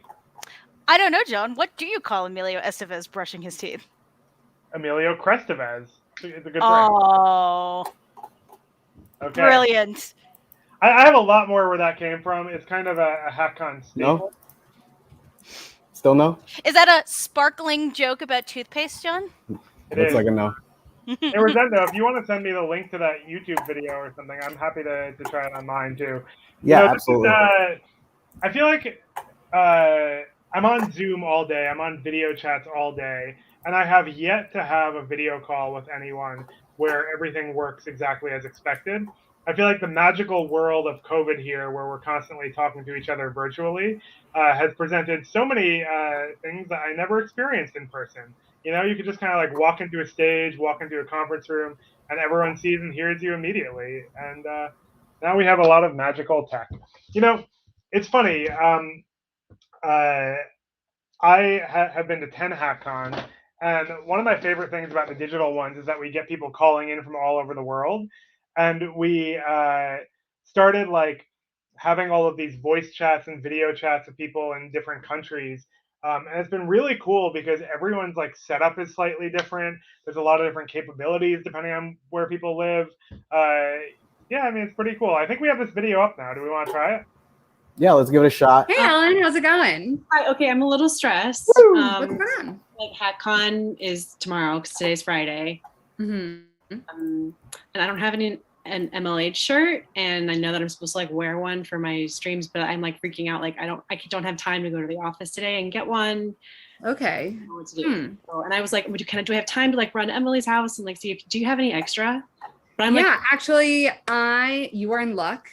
I actually do have some extra MLH shirts. Oh, perfect. Great. I don't know if but I'm also kind of slammed right now. I don't really have time to come over to you, but I actually do have this new awesome hack I've been working on that I made in like the last 10 minutes. Okay. I think it can help here. Okay, what is it? So I have this really high-tech tote bag I've been working on.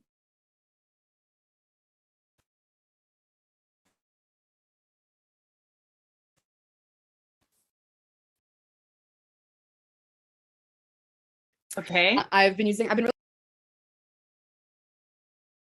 really into hardware hacks recently. So there's a lot of tech inside here, a lot of bits and bobs. And I can use it to open a portal into another person's black tote bag. Into another person's black tote bag. Yeah. I have a black tote bag. That's perfect. Okay, do you have it? Actually, yeah, I do. I have one right here. Perfect. Will this work? Yeah, I think that's perfect. So if you actually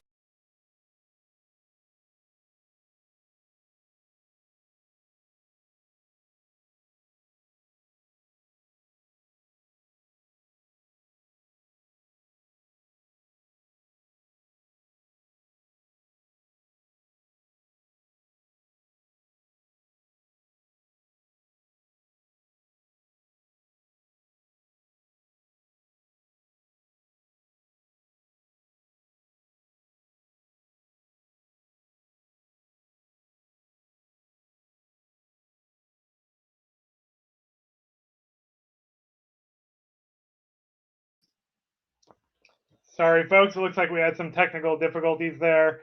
I think we'll be able to do the activity without the video, though. Basically, you make a really cool, like, fake hackathon project pitch video thing. It's really fun, and we're going to be streaming them and checking out some of them when they go live. So I'm going to hand it back off to Rosendo and Amanda once they reconnect here. Can you all hear me okay, or is this connection also a little laggy?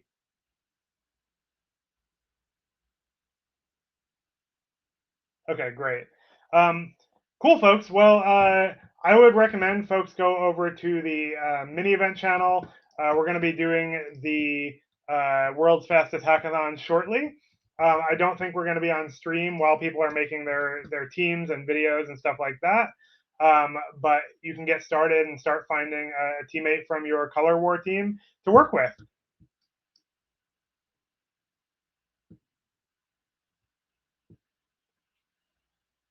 Interesting. Okay.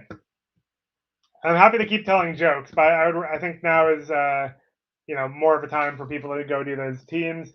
If you have any questions, feel free to post it in the mini events channel. We'll have folks there who can explain the event or talk through what is going on. And if there's anything else you need, feel free to file a ticket with Ask MLH Hackcon.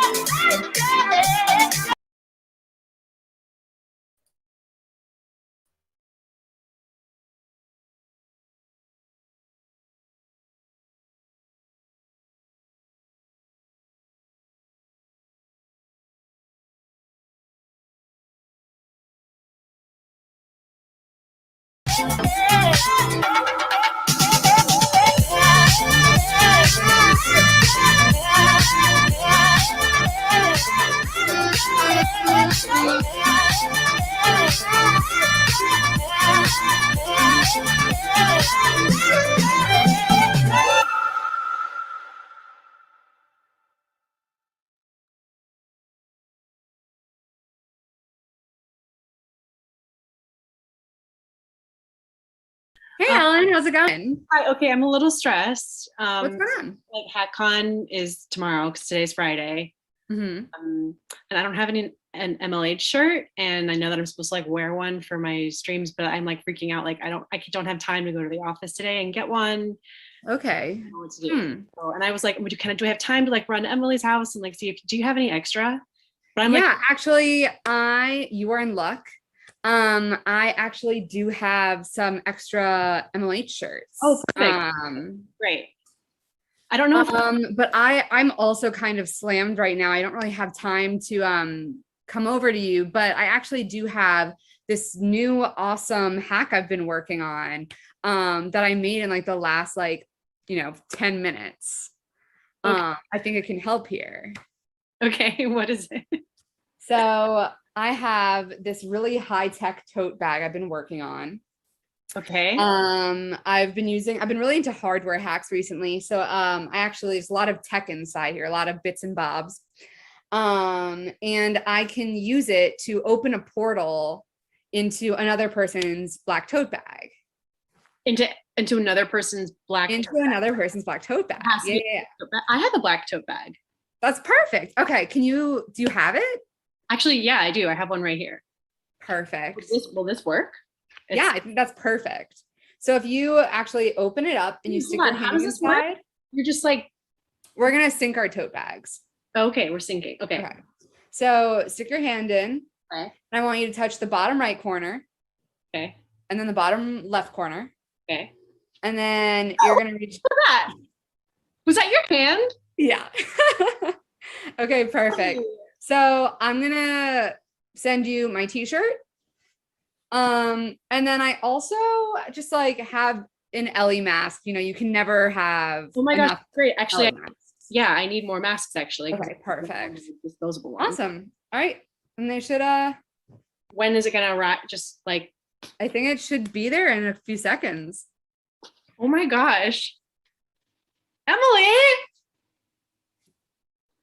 And the mask too, you said? Mm-hmm. I feel something. Girl, thank you. Perfect. You're a lifesaver. Okay. Amazing. Well, I'm glad it works. I definitely need to submit my demo to the world's fastest hackathon, and I'm super ready for Hackcon. This has got to be like the biggest hack. This is completely game changing. I feel like Mary Poppins. Well, I will see you soon. Okay. Awesome. Bye. Bye.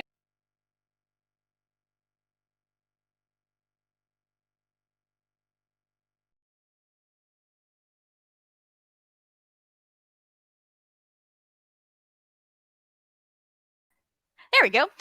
Hi, everybody. So it seems like we've solved the worst of it. My buddy Rosendo is getting his way back onto the stream just as quickly as he can. But hopefully, with John's very helpful explanation and the extremely realistic video that we just watched about building a hack in just a couple of minutes, you've all kind of got the idea of what we're doing. So right now you should be, if you haven't already done so, find yourself a partner in Discord and start building your hack. We are going to call time on the world's fastest hackathon at just about noon Eastern time, so that you all have time to go forth and attend the other events. So we will be looking for those videos to be posted at noon Eastern time in the mini events channel. So what questions do folks have? I saw a question about the deadline. Deadline is noon Eastern for World's Fastest Hackathon. We'll be looking for those submission videos. That is about 24 minutes from now. So wherever you are at the next turn of an hour or a half hour is when those videos will be due. And once those videos are posted, I don't know that we got a chance to cover this part, but once those videos are posted, you'll actually be able to vote in that same channel for the videos that you're most excited about. We have 3 different categories, as a matter of fact. We have best overall hack, we have most useless hack, and we have what was the other one? Oh, funniest hack. So we're going to go ahead and drop in the Discord channel the instructions on how to vote. Basically, you'll be reacting to each video with a particular reaction emoji, and you'll be telling us which videos you think are the funniest, the best, and also the most useless, which is maybe the most. I'm really looking forward to hacks in that category. That should be quite interesting to see. All right, and I'm back after a long odyssey. Timing. Yes, back to just fill me in on where we're currently at, and I can go ahead and start sharing the presentation from there, unless it's not necessary.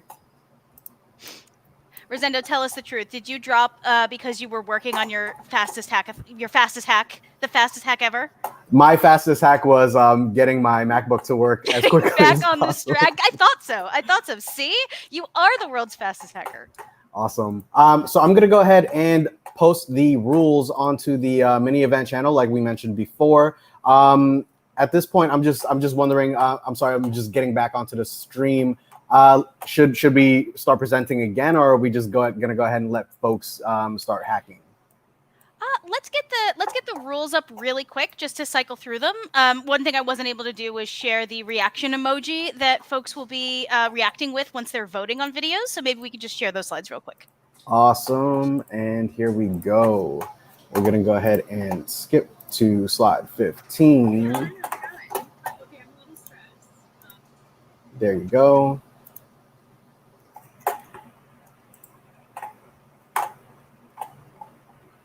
And you wanted the rules, right? Yep. All right. So here we go. There we go. Whoa, slide whiplash. So yep, this is what you're doing now. You're going to find that partner. You're going to be coordinating over Discord. Hopefully you're already well underway in hacking your hack together. From there, let me get my slides up so I can see what's going on. You're going to post that video in mini events and tag your teammate. Both of you will be contributing to that video. And then if we skip down to slide 15, Rosendo. There we go. So when time is up, when we call time at about 21 minutes from now, you're going to go to the hashtag mini events channel in Discord, and you're going to vote for your favorites.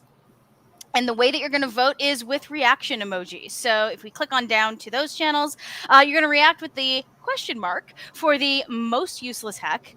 Yes, for those who are asking in chat, only 2 per team, no more, no less. So you're going to react with question mark for your most useless hack.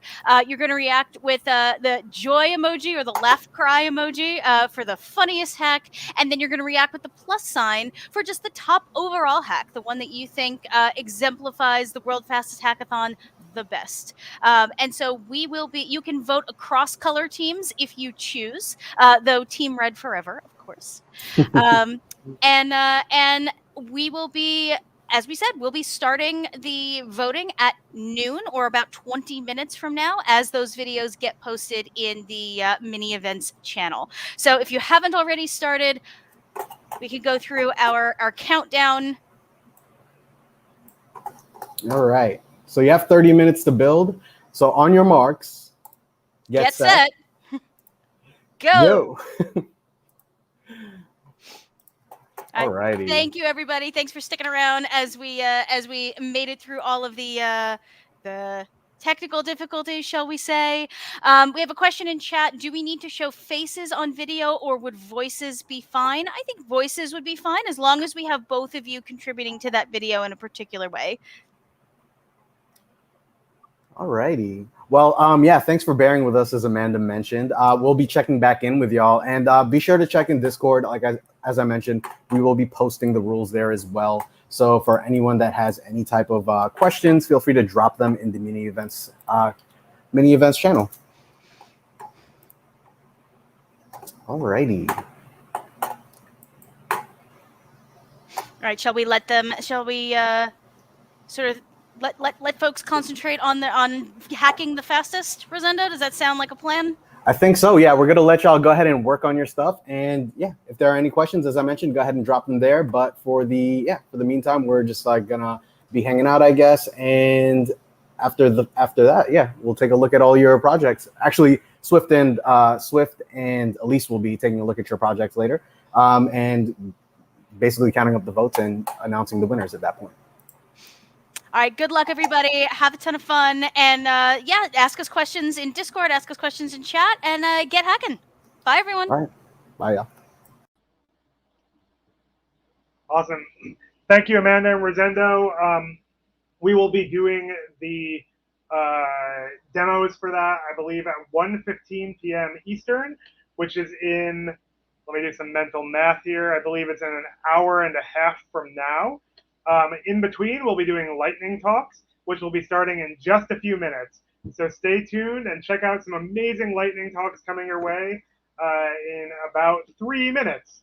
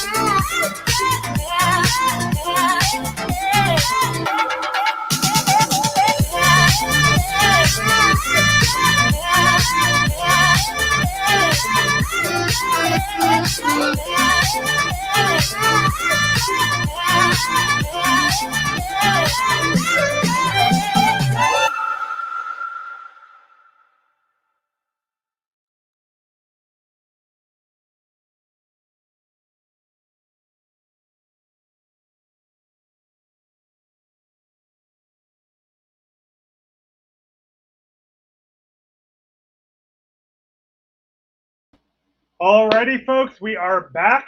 As a reminder, I am John Gottfried, co-founder of Major League Hacking. I'm your MC for most of the day today. What we're going to be doing now is our first set of lightning talks. So if you're not familiar, a lightning talk is a 5-minute talk from an expert about a specific community organizing subject. We have talks from people all over the world who have done a lot of really interesting things. In this session, we'll be doing a batch of lightning talks that are pre-recorded so as not to run into bandwidth issues. And then at the end, we'll be bringing all of the speakers on live to answer your questions. Feel free to post those questions in chat as we go or when we start doing Q&A. We'll keep track of them all and ask them. So without further ado, I'd like to introduce our first Lightning Talk speaker, Kartik, talking about keeping your hackathons up to date with your hacker audience. So give him your full attention. I'm excited to see it.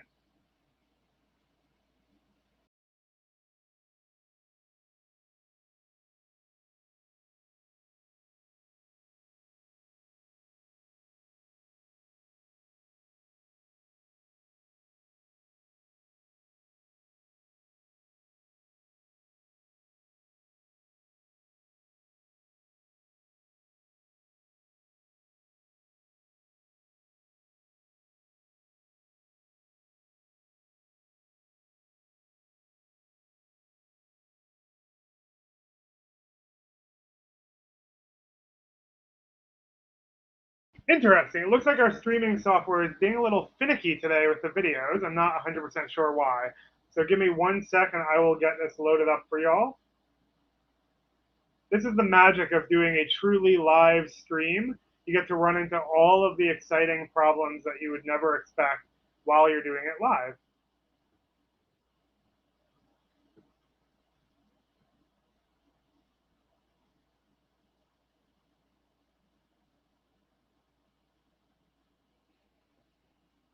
Okay, folks, this video should be up shortly.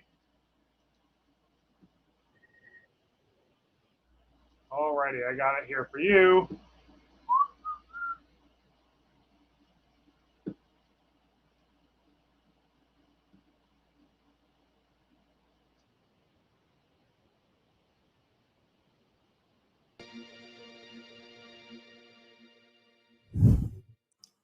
Hey everyone, I'm Karthik Chaudhary and I'm super excited to speak about a topic I feel deeply about, which is how we can keep our hackathons up to date with the ever-evolving hacker audience. A little about myself and why you should listen to me on this. I've spent the past year having attended almost 15 plus virtual hackathons and have also been an organizer for local hacks at my college pre-pandemic. Learning about the differences between the two over the past year and seeing how virtual hacks have evolved since then, it was almost destined that I'd give this talk. So, how did this meter hit critical yikes? Since the shift to virtual, the new age hackathons continue to provide a similar and memorable experience to everyone. However, over time, the hackers and the situation has evolved since then, which has sprung up multiple new challenges in hackathons like inclusivity and accessibility, catering for hackers at every skill level, hackathon integrity and clearer winning criteria, rushed and unfair judging. Now, a bit about how we can improve on this. Make events inclusive and accessible. Why does this matter? Virtual hacks have vibrant participation due to them being accessible globally to every gender, culture, and continent. So it's very important that our events work better to cater to their needs. Diverse teams lead to diverse ideas. Having diversity at the back of your mind while selecting organizers, mentors, judges can make your event feel more comfortable or inclusive to new hackers from different backgrounds. This can also bring fresh perspective to the organizing team. Try keeping events time zone friendly. I know this can be a difficult task, but keeping your mini events and workshops time zone friendly is the best thing you can do for your global participants. Tracks for different skill levels. Keeping your event beginner friendly is a must have for every school or college level hack. Providing a strong competitive experience is great, but building a hacker out of someone new is even better. Categories for everyone means prizes for everyone. It's simple. More categories to compete in means more hackers win prizes, means more people enjoy your event. Also, remember to take this point while keeping the available resources of your event into consideration. Going for an expensive grand prize is awesome too, but I think an event where more people go home with winning something leaves a lasting impression. But remember, when you have multiple categories, stick to the respective criteria or skill levels while evaluating so you can keep things fair. Which brings us to judging and results, the last and the strongest factor that determines the overall hacker experience at your event. Judging needs time. Faster results does not always mean fair results. Organizers have started to realize this, but there's still a long way to go. Delaying results announcements to a day or up to a week should be considered according to the amount of submissions. I know it's not something that was observed at in-person hackathons, but it is something that we should adapt to for virtual ones. But if we evaluate and provide results in the same day, that means everyone will be happy, right? No. Rushing the evaluation process can lead to pressure, which leads to things getting overlooked, and thus we end up with unfair results. Judges may not be their best selves on a particular day or aren't thinking clearly due to any unforeseen reasons. Maybe they're tired or are busy, so they might not have the time to, uh, uh, invest the time that every submission deserves. While planning a hack, take into account the time required for judging and resize it accordingly to the number of participants or the judges available. Take some time off for yourself, your team, and also encourage hackers to relax after pulling off that triple all-nighter for your event. I think every hacker that has attended virtually can relate to this unless they've already turned to the dark side. I acknowledge that it is harder to perform integrity checks at bigger events, but there's still a lot of steps that we can take to control this, if not fix this. So, how can we improve judging? Enforce the guidelines that you decided upon beforehand and stick to them. If you think they were not clearly defined for some cases, use the MLH guidelines. They're well thought out and should have you covered for most of your event. Be selective when you're picking judges for your event. Emphasize that this responsibility requires diligence and try to reach out to ethical and honest folks in tech. The decisions or outcomes should have a stronger emphasis on what was actually built and not what is being pitched. This point is not aimed at beginner tracks or hackathons for obvious reasons, but for judging submissions, see what was actually made possible and not just the idea that the team was aiming for. Addressing these points I made here will help you improve the quality of competition that you provide and also greatly improve the overall hacker experience. I fully acknowledge that following and executing everything from this talk is near impossible, and if you do manage it, you'd have burnt out yourself and the team. Find a healthy balance of setting up events, workshops, and activities that are tailored according to your hackathon timeline. And that's it. If you enjoyed my talk, learned something from it, you can give back by following me and my work on these platforms. Remember to keep your events fresh, interesting, and creative for hackers. Uphold fairness above all, and I'll see you at your next hackathon. Bye bye.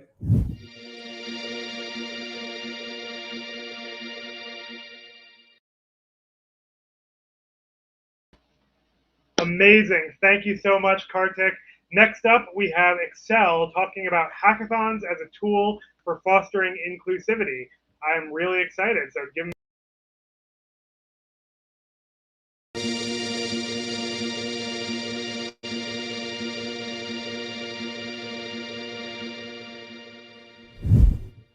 Hi, my name is Excel, and I will be speaking to you today on how hackathons can be used as a tool for introducing underprivileged kids to technology.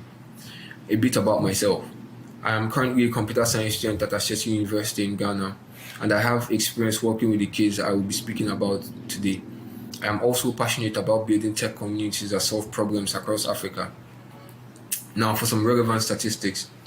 617 million kids across the world lack basic literary and mathematical skills to pursue a job or a trade. Also, 20% of kids between the ages of 6 and 17 are not attending school or receiving accredited education. 1.3 billion kids across the world between the ages of 3 to 17 years old do not have an internet connection in their homes. And this is from the United Nations. Now, what the tech? My talk really is on how hackathons can be used to introduce kids to technology, but really, what is technology? In hackathons, for example, technology usually references specific tools in areas such as web development, and to get the most out of hackathons, you really have to have some experience with the different tech stacks. But I want to address tech from the point of view of problem solving and critical thinking first, abstracting the complexity of specific tools from the fact that tech really is problem solving at its core. But the specific tools will come in handy later on as they enable application. Now, how can hackathons be used to introduce these underprivileged kids to tech? The first way is to rethink hackathons. Now, this is a bit difficult, especially given the nature of hackathons, but it can be done. And some ways you can do this include learning workshops can focus on design thinking and innovation rather than several how-tos. Since this will be a first for many of the kids, we don't want to get them bogged down with complex details of specific tools. Also, we can gamify the learning process for these kids. Because hackathons are focused on actually building something, we can offer the kids gentle intros to Go code platforms such as Scratch, MIT App Inventor, and Microsoft's Power Platform. Also, the incentives that are offered at these hackathons will have to go beyond swag to offering these kids prizes and awards that will allow them to keep learning and growing even after the hackathon is done. Of course, this will involve a different process of teaching altogether, but with partnerships, it can be done.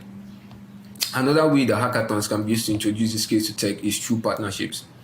Partnerships form the core of how any organization or individual scales. And different areas where underprivileged children can be found require different needs, and support is needed from various areas to help meet these needs. In Nepal, for example, startups such as Jara are bringing educational materials to kids on customized low-cost devices without the need for the internet. In Ghana, where I am, a lecturer from my school runs a non-profit practical educational network that teaches kids to solve problems around them using the materials that they already have around them. Now imagine a partnership with these two organizations above, in which we host a 2-day hackathon where the first day teaches the kids design thinking and problem solving, in addition to low-cost platforms such as Scratch and MIT App Inventor. Then the second day focuses on getting them to solve problems around them using the tools that they have already learned. In the case of Jara, it may be possible to get teaching content across to these kids without the need for the internet, and all the while waiting for Starlink to become more widespread. You can also partner with different student organizations such as the Microsoft Learn Student Ambassador Program, GitHub Campus Experts, or the Developer Students Club to achieve this goal.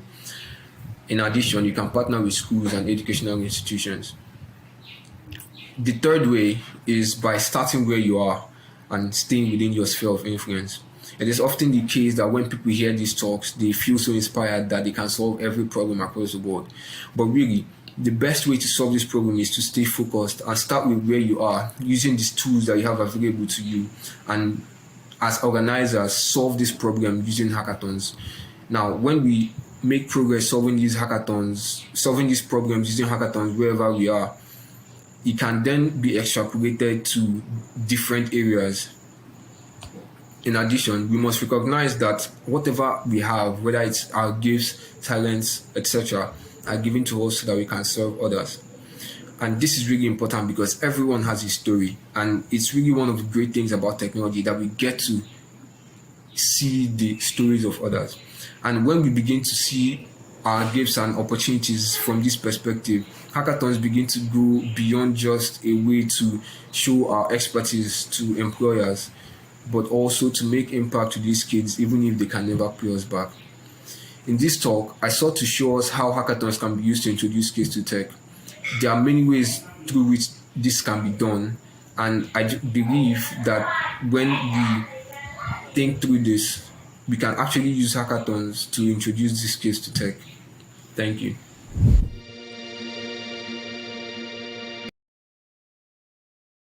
Amazing. Thank you so much, Excel. Next up, we have Siddharth talking about changing mindsets of winning a hackathon.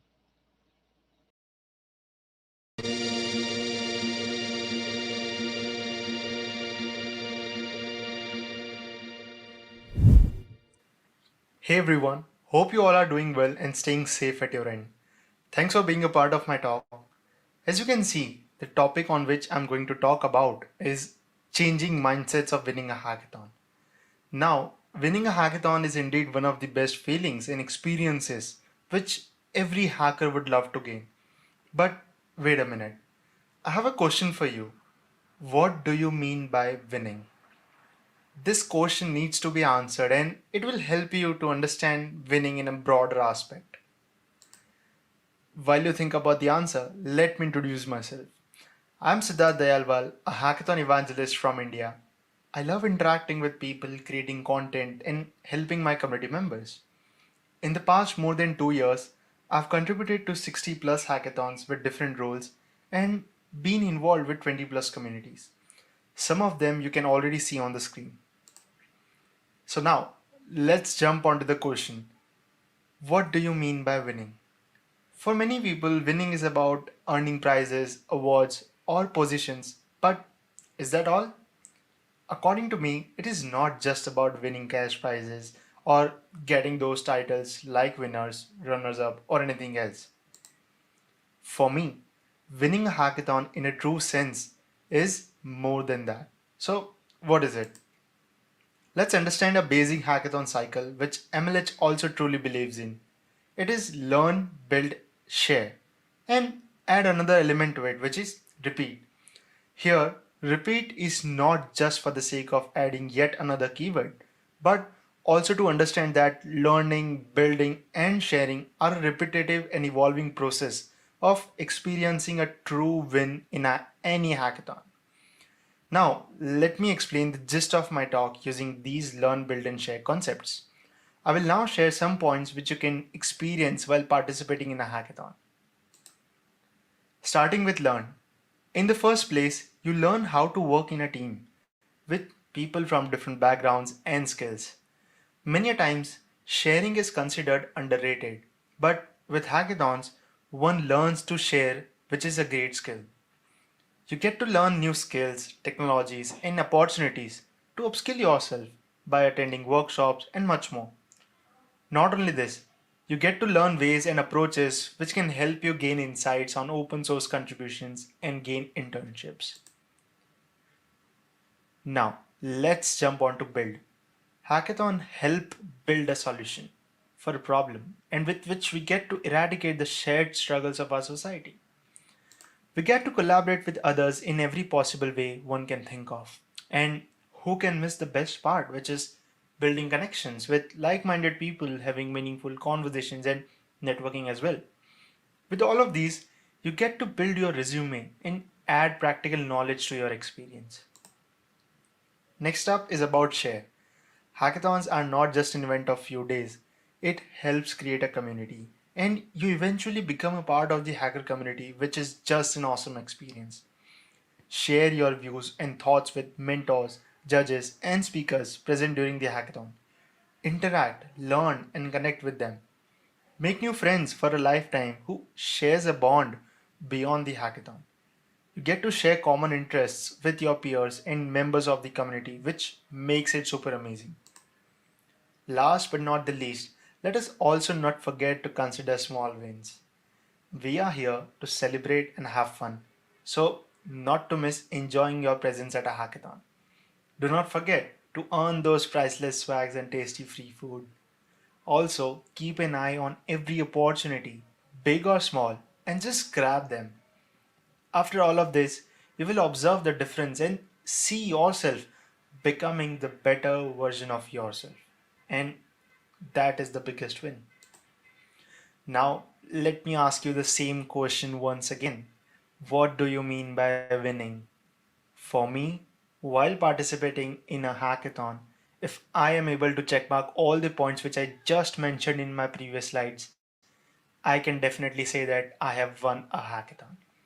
I hope I was able to change your mindset as my talk title was Changing Mindsets of Winning a Hackathon. With that being said, I would like to thank you all for joining and staying with me so far. Really appreciate it. Do check out Hack This Fall coming this October with a motto of Innovate for Good and win your next hackathon with us. Happy hacking.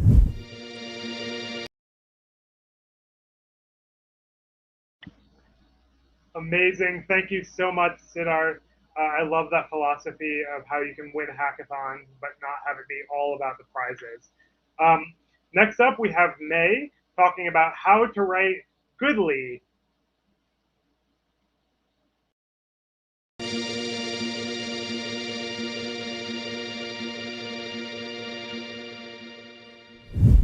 My name is May Marquez, and today I'm going to be giving a talk on how to write goodly. A brief talk, operative word being brief. So first off, we need to establish why we write, right? The vast majority of all writing we do has one purpose and one purpose only, and that is to persuade people, right? So that can be persuading a hacker to sign up for a hackathon or persuading a big company to throw money at us for a hackathon, right? And we can make our writing more persuasive if we make it easier to understand and easier to read, right? So I'm going to go really quick through 2 big tips I have for that. These tips aren't really going to go as much into grammar or spelling or sentence structure because you can get that information from any high school class. But I don't see nearly enough resources giving these 2 tips, so that's why I'm going to give them to you. So, tip number 1, be concise, okay? Effective writing, especially in emails and presentations like the one you're going to be seeing while I give this talk, is more effective the less you write, okay? So think about it. When's the last time you physically said filler phrases like these, to that end, or in conclusion, or as per your request, or please be advised, or I am writing you to inform you that.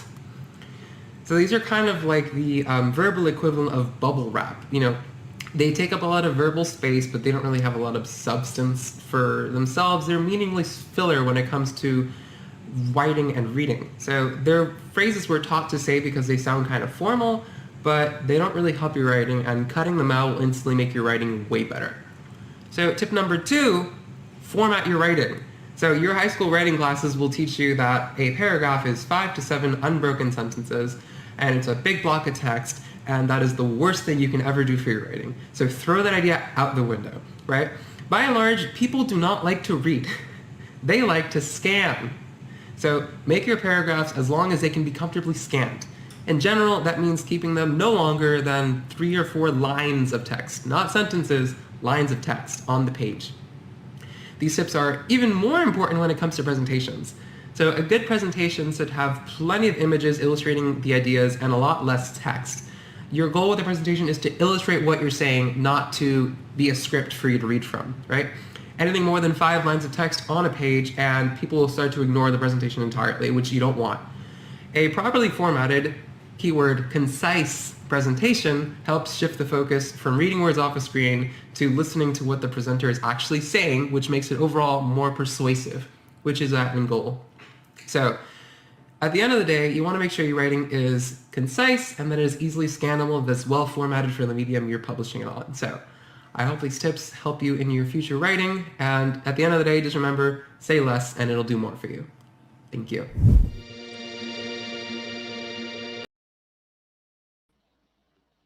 Amazing. Thank you so much, May. Writing, I think, is a underappreciated skill for developers. Next up, we have Harsha talking about growing your leadership team into a family.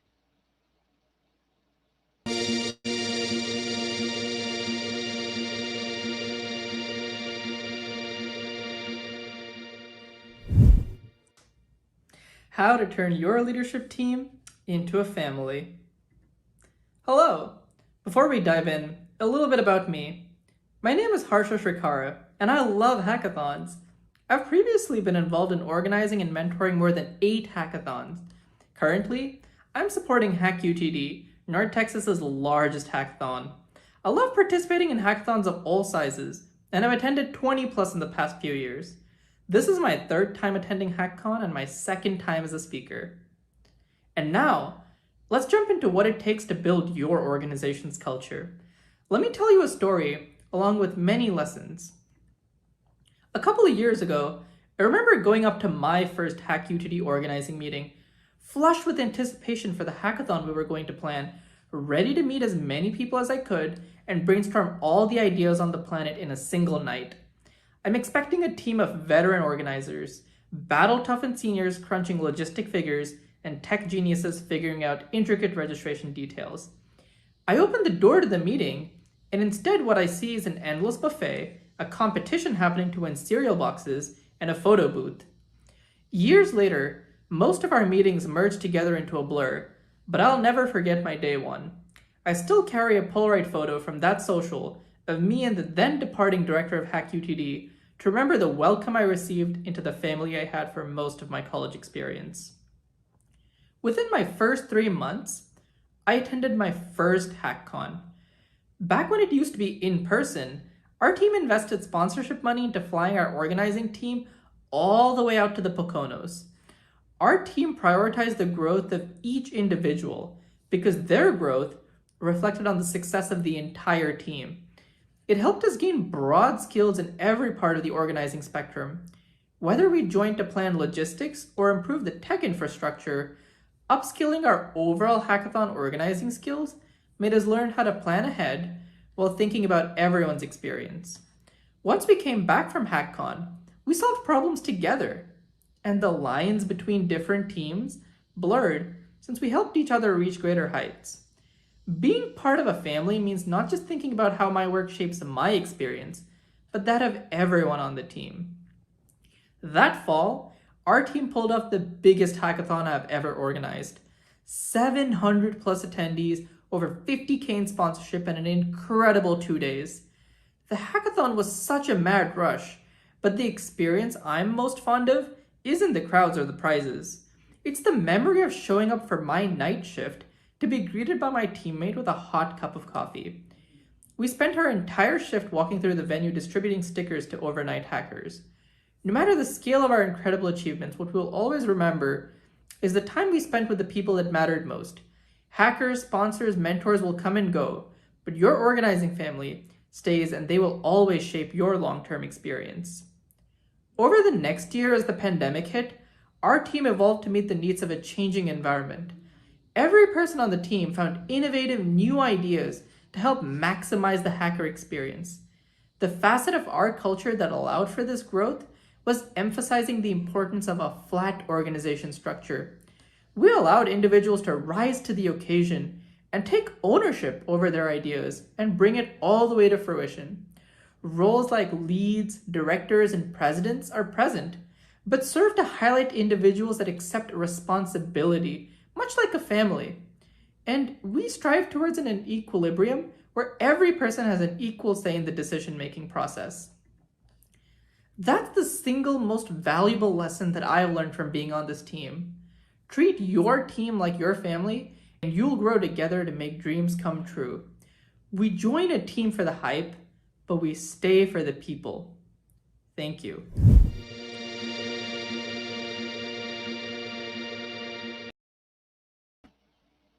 Amazing. Thank you so much, Harsha.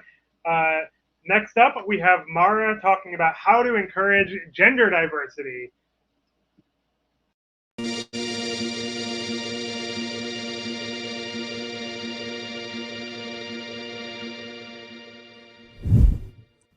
In a world where women make up half of the labor force, women are only a quarter of computer workers, a percentage that has been decreasing since 1990. In undergraduate education, only 18% of those pursuing a computer science CS degree nationally are women. Hi, I'm Mara Hart, a computer science undergraduate major at the University of Virginia, researching the lack of gender diversity in undergraduate CS programs. I've worked for organizations like Code with Classy and Black Girls Code, and founded the Girls Who Code chapter at the University of Virginia, a community that has grown to 300 members. At the University of Virginia, the ratio of males to females in a computer science classroom is 7-3, but the university is still top in the nation for women pursuing an undergraduate degree. To remedy the issue of gender diversity in the tech field, organizations like Black Girls Code and Code with Classy focus on encouraging technical skill developments for girls aged 13 to 18. This early intervention is meant to inspire young women before they reach the undergraduate level. On the other side of undergraduate education, the hiring field is only marginally more diverse. At large companies like Google, only 24.5% of 2017 tech hires were female, despite studies that show companies with more diversity are more likely to see financial benefits above national industry medians. Whether the root cause is due to their exposure to the topic before undergraduate studies or the job prospects after graduation, young women have historically shied away from the field. When looking at pre-undergraduate exposure, Wadley, a researcher from the University of Michigan, found young girls perceive that femininity in STEM is unachievable. Eidelman and the team of Google researchers found that a 2-hour visit to a Google office would have an immediate effect on high school girls' interest in computer science, citing a possible reason: the appearance of female role models in the industry.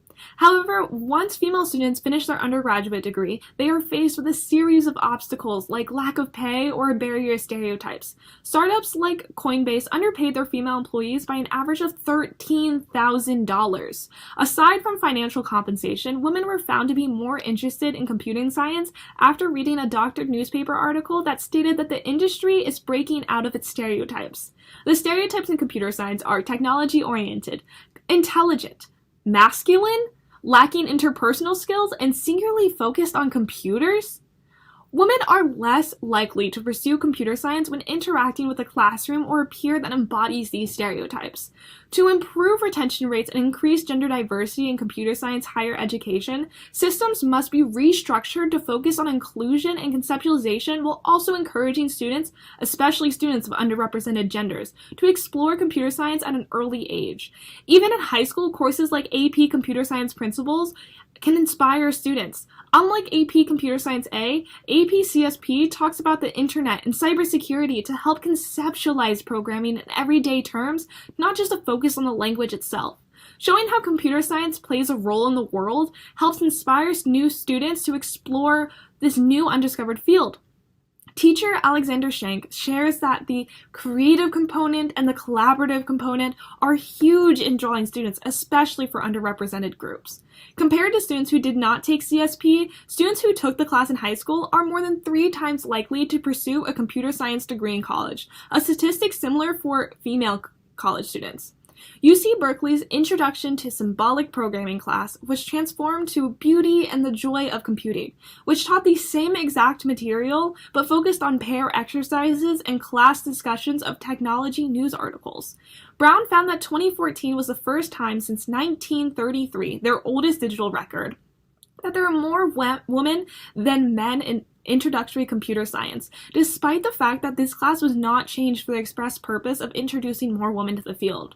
Research has shown that stereotype breaking, whether in industry or the classroom, correlates with increased female interest.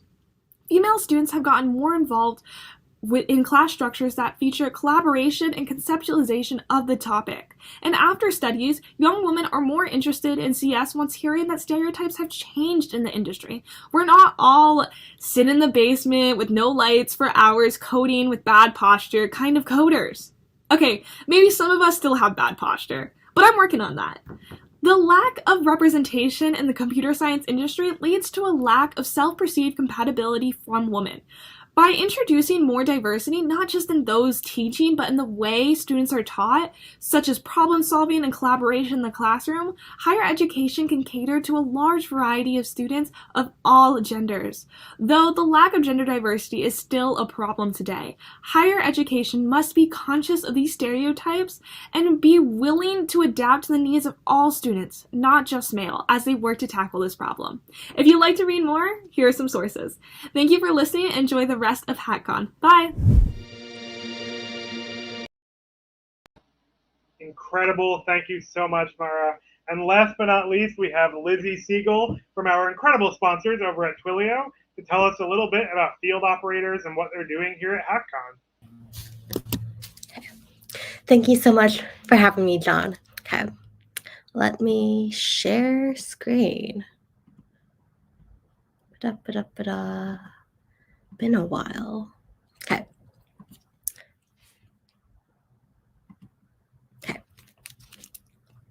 So, on Twilio field operators. Okay. I'm Lizzie. I'm a current Twilio developer evangelist and a former hacker and hackathon organizer. So excited to be speaking at my second Hackcon. So, what is Twilio? Twilio provides APIs for communication. So if you're building an app in Swift, JavaScript, Python, whatever, and you want your app to have communication capabilities like send and receive text messages, make and receive phone calls, video calls, and more, you can do that in only a few lines of code. What is Twilio Quest, you may be asking? This is our online training video game that teaches you how to not just use Twilio products, but how to code, how to get started with open source. There's a Python training mission. So you have an avatar, you can earn swag and experience points, and you can customize your avatar, and just really cool. Like, it's a video game that teaches you how to code. Why doesn't everyone have that? Why are you not playing that right now? Go play that right now at twilio.com/quest. But we'll get to that. So, what are field operators, you may be wondering? Field operators are passionate college students interested in sharing programming and Twilio-related knowledge. prior Twilio knowledge is required, we will train you. They make up a year-round student ambassador program where we equip them to best actively engage, serve, and teach their fellow students. Currently, this program is limited to the United States, but we plan on expanding to international students soon. Don't you worry. There are different rewards like software, mentorship, and more for completing different assignments, like writing blog posts, live streaming content, planning and hosting fun events on campus and online, acting as a campus ambassador for Twilio teams, speaking at conferences and meetups, creating technical educational content like YouTube and TikTok videos, and more. Here we see an example of a SMS Jeopardy app and live streaming social media promo. This program is centered and themed around Twilio Quest, the online training video game, which is already an educational tool, and it's one that no other company has anything like it. I mean, it's a video game. Come on. So, why invest in students? For the same reason that we sponsor student hackathons. We want to support, educate, and inspire you on your programming journeys, not just about Twilio, but tech in general. It's something that I wish I had as a student, and I did when I went to hackathons. I met not just fellow students, but mentors, industry professionals, engineers, developer evangelists. I met Twilio people I work with now, Twilio evangelists, and evangelists from Braintree, Google, and more. And I thought it was so cool that these people took the time to be with me, and these companies invested in me and sponsored prizes and mentored me about topics that weren't even related to their company. I was like, how do I do this thing in Swift? And they were all, let me help you. Or if they did not know, they took the time to work through it with me. So it's our way of supporting and recognizing you college developers for your contributions to the tech industry. And don't forget that you do contribute to the industry and as well as your communities. So here we have the Twilio Quest game-themed console. You can see training sessions, how to get started once you have an account, your progress in terms of rank. Everyone starts at rank 1, and then based on the XP you earn, the activities you complete, you can level up not just in field operators, but in your skills as well.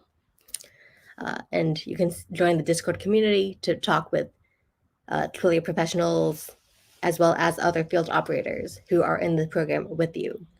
You can see what they're working on, what they've built, the TikToks they've made, and more. And on the right, we can see the calendar of workshops and training sessions, such as technical writing, live streaming, hacking with Twilio, community as a whole, etc. You can click on the menu to see assignments that operators can complete to level up their rank and level up their skills. They can redeem Twilio credits, invite other students to the field operator program, make a Twilio-related TikTok. I talk about TikTok too much. Build a Twilio app, make a tutorial video, implement a code of conduct in their communities, complete the theme of open source mission in Twilio Quest, which looks like this. Very cool. Love me some open source in Twilio Quest. Okay, so what have we seen so far? What have we learned so far? In the springtime, we launched the alpha version where we kind of limited the students who participated and tried to get some feedback on what they thought about the program, what we asked them to do, and what they received. And then we opened it up to more students in the summer. And we realized that not all tasks can be completed in the summer when operators are away from campus. They have internships, they might have jobs, their schedules might not line up with some of the training sessions. Time zones can be weird, who knows?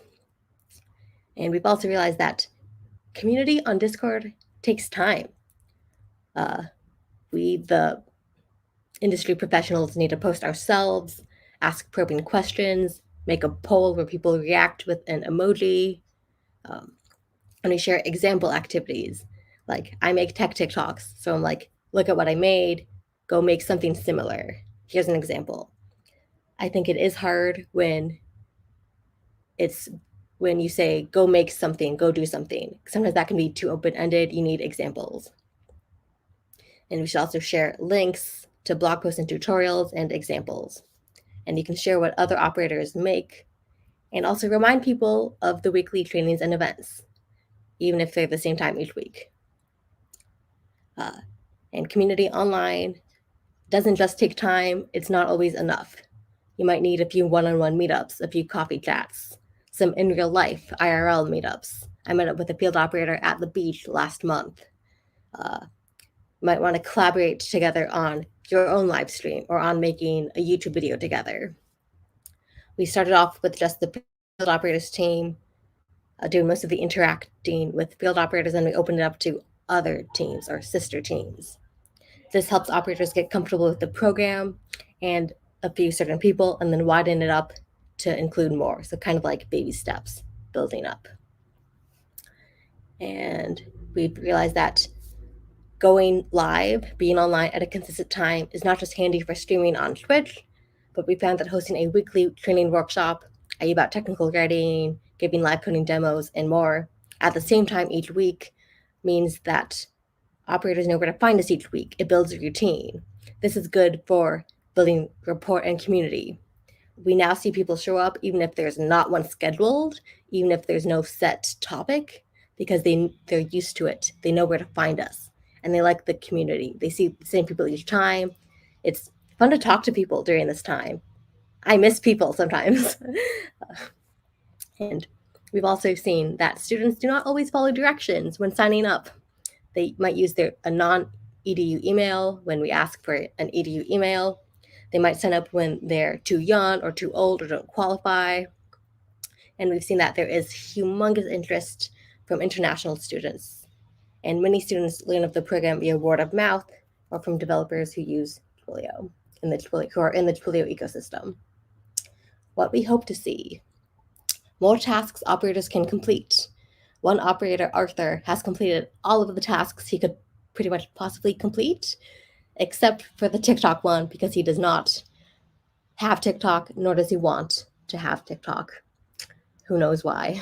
I don't know why. I'm kidding. It's time sync. Okay. We also hope to see a larger number of tasks completed by a larger number of operators, where they progress to a higher tier. And we hope to see more operations in person once operators go back to their campuses. Twilio Quest operations are events that Twilio Quest players can participate in together as a contest for a given period of time. Any points that players score between the start and end dates of the operation are tracked on that specific operation's leaderboard. We hope to see international students as well, of course, very soon. So what? We've seen that students are valuable to companies and to other students. Everyone has something they bring to the table and can teach others. You too can and should mentor your mentors and fellow students in some way. And as you grow in your career, help those who are a few steps behind you or on the same step as you get to where you are. It builds a network and community that is supportive and always growing. Lift while you climb.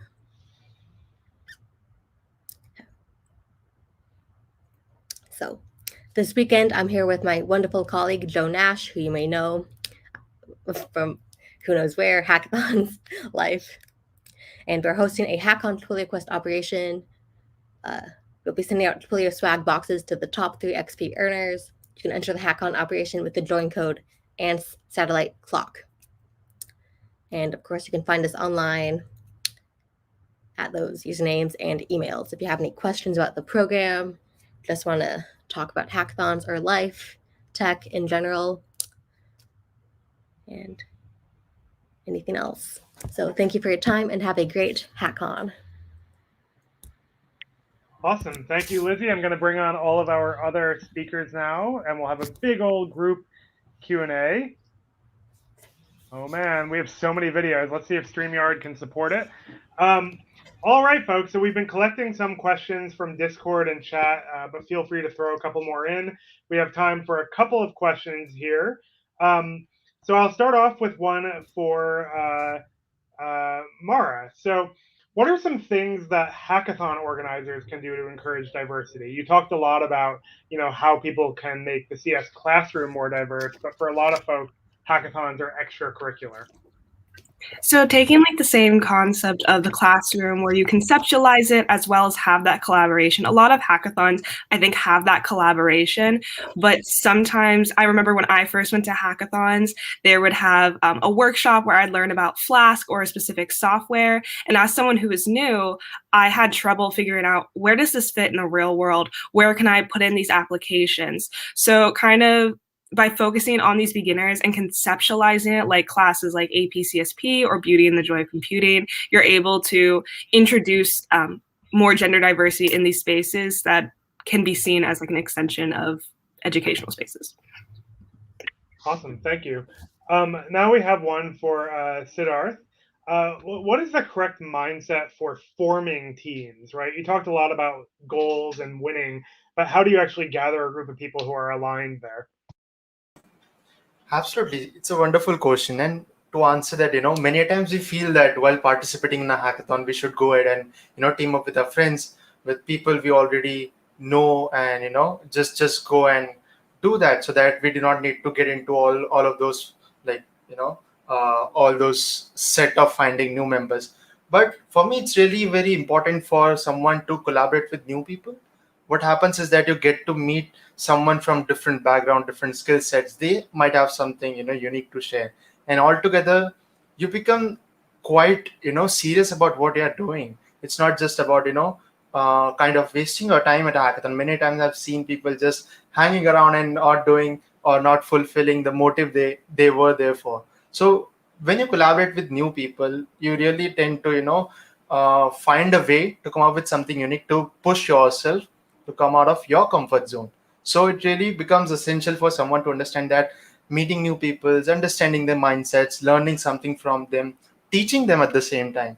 These are some wonderful, points to go ahead with. And I will definitely recommend everyone to collaborate with new people every time you participate in a hackathon. There's something, a lot of things to learn when you do that.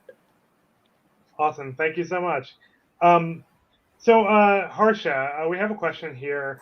How have things changed now that everything is virtual? What are some of the challenges and struggles that you've seen in building your hackathon, leadership team? That's really a great question. When things are virtual, like it's a lot harder for students to just connect. And even when we do new recruiting, there's always sometimes this line of like, how do I know who this person is if I've never really met them, right? And I've seen a lot of really great strategies throughout the past year for people to better connect with each other. Some of those are like, mandatory coffee chats. There's this Slack bot you can get if you use Slack for your workspace. Then, it just pairs you up every week with a random person and you meet with someone on your team to talk through them. I have a friend at a fellow hackathon organizing team, and what they did for their hackathon was, it was completely virtual, but they booked an Airbnb so that their entire leadership team could hang out for that weekend together. And some great strategies, even when your hackathon is virtual, to really build that family in your leadership team. Awesome.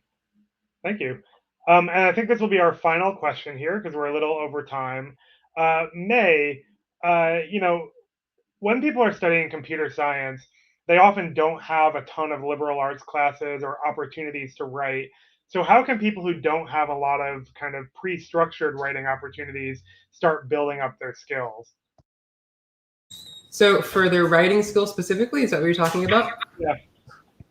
Right, so it really starts with everything. So every kind of writing you're going to do, your emails, your presentations, it helps because even if you're not in a liberal arts major, a lot of classes are going to have you doing presentations. So really putting your all into that and learning how to give proper presentations for something as simple as just a senior project, that's one of the biggest boosts you can give yourself. And then also learning how to say less and how to be brief. and not take a lot of time to, why use more word when less word do trick? So really just that at the end of the day. I love it. That was a great Office reference there. Well, awesome. Thank you all so much. Your talks were incredible. I would encourage anyone who missed it to go back and watch the stream. It should be recorded. Next up, we're going to be transitioning to workshops. So this broadcast will end, and we will be moving on to a multi-stage broadcast of some really incredible in-depth workshops. Also, we'll be doing the winners from World's Fastest Hackathon very soon, so stay tuned. Thanks, everyone, and tune back in a couple minutes when the workshops kick off.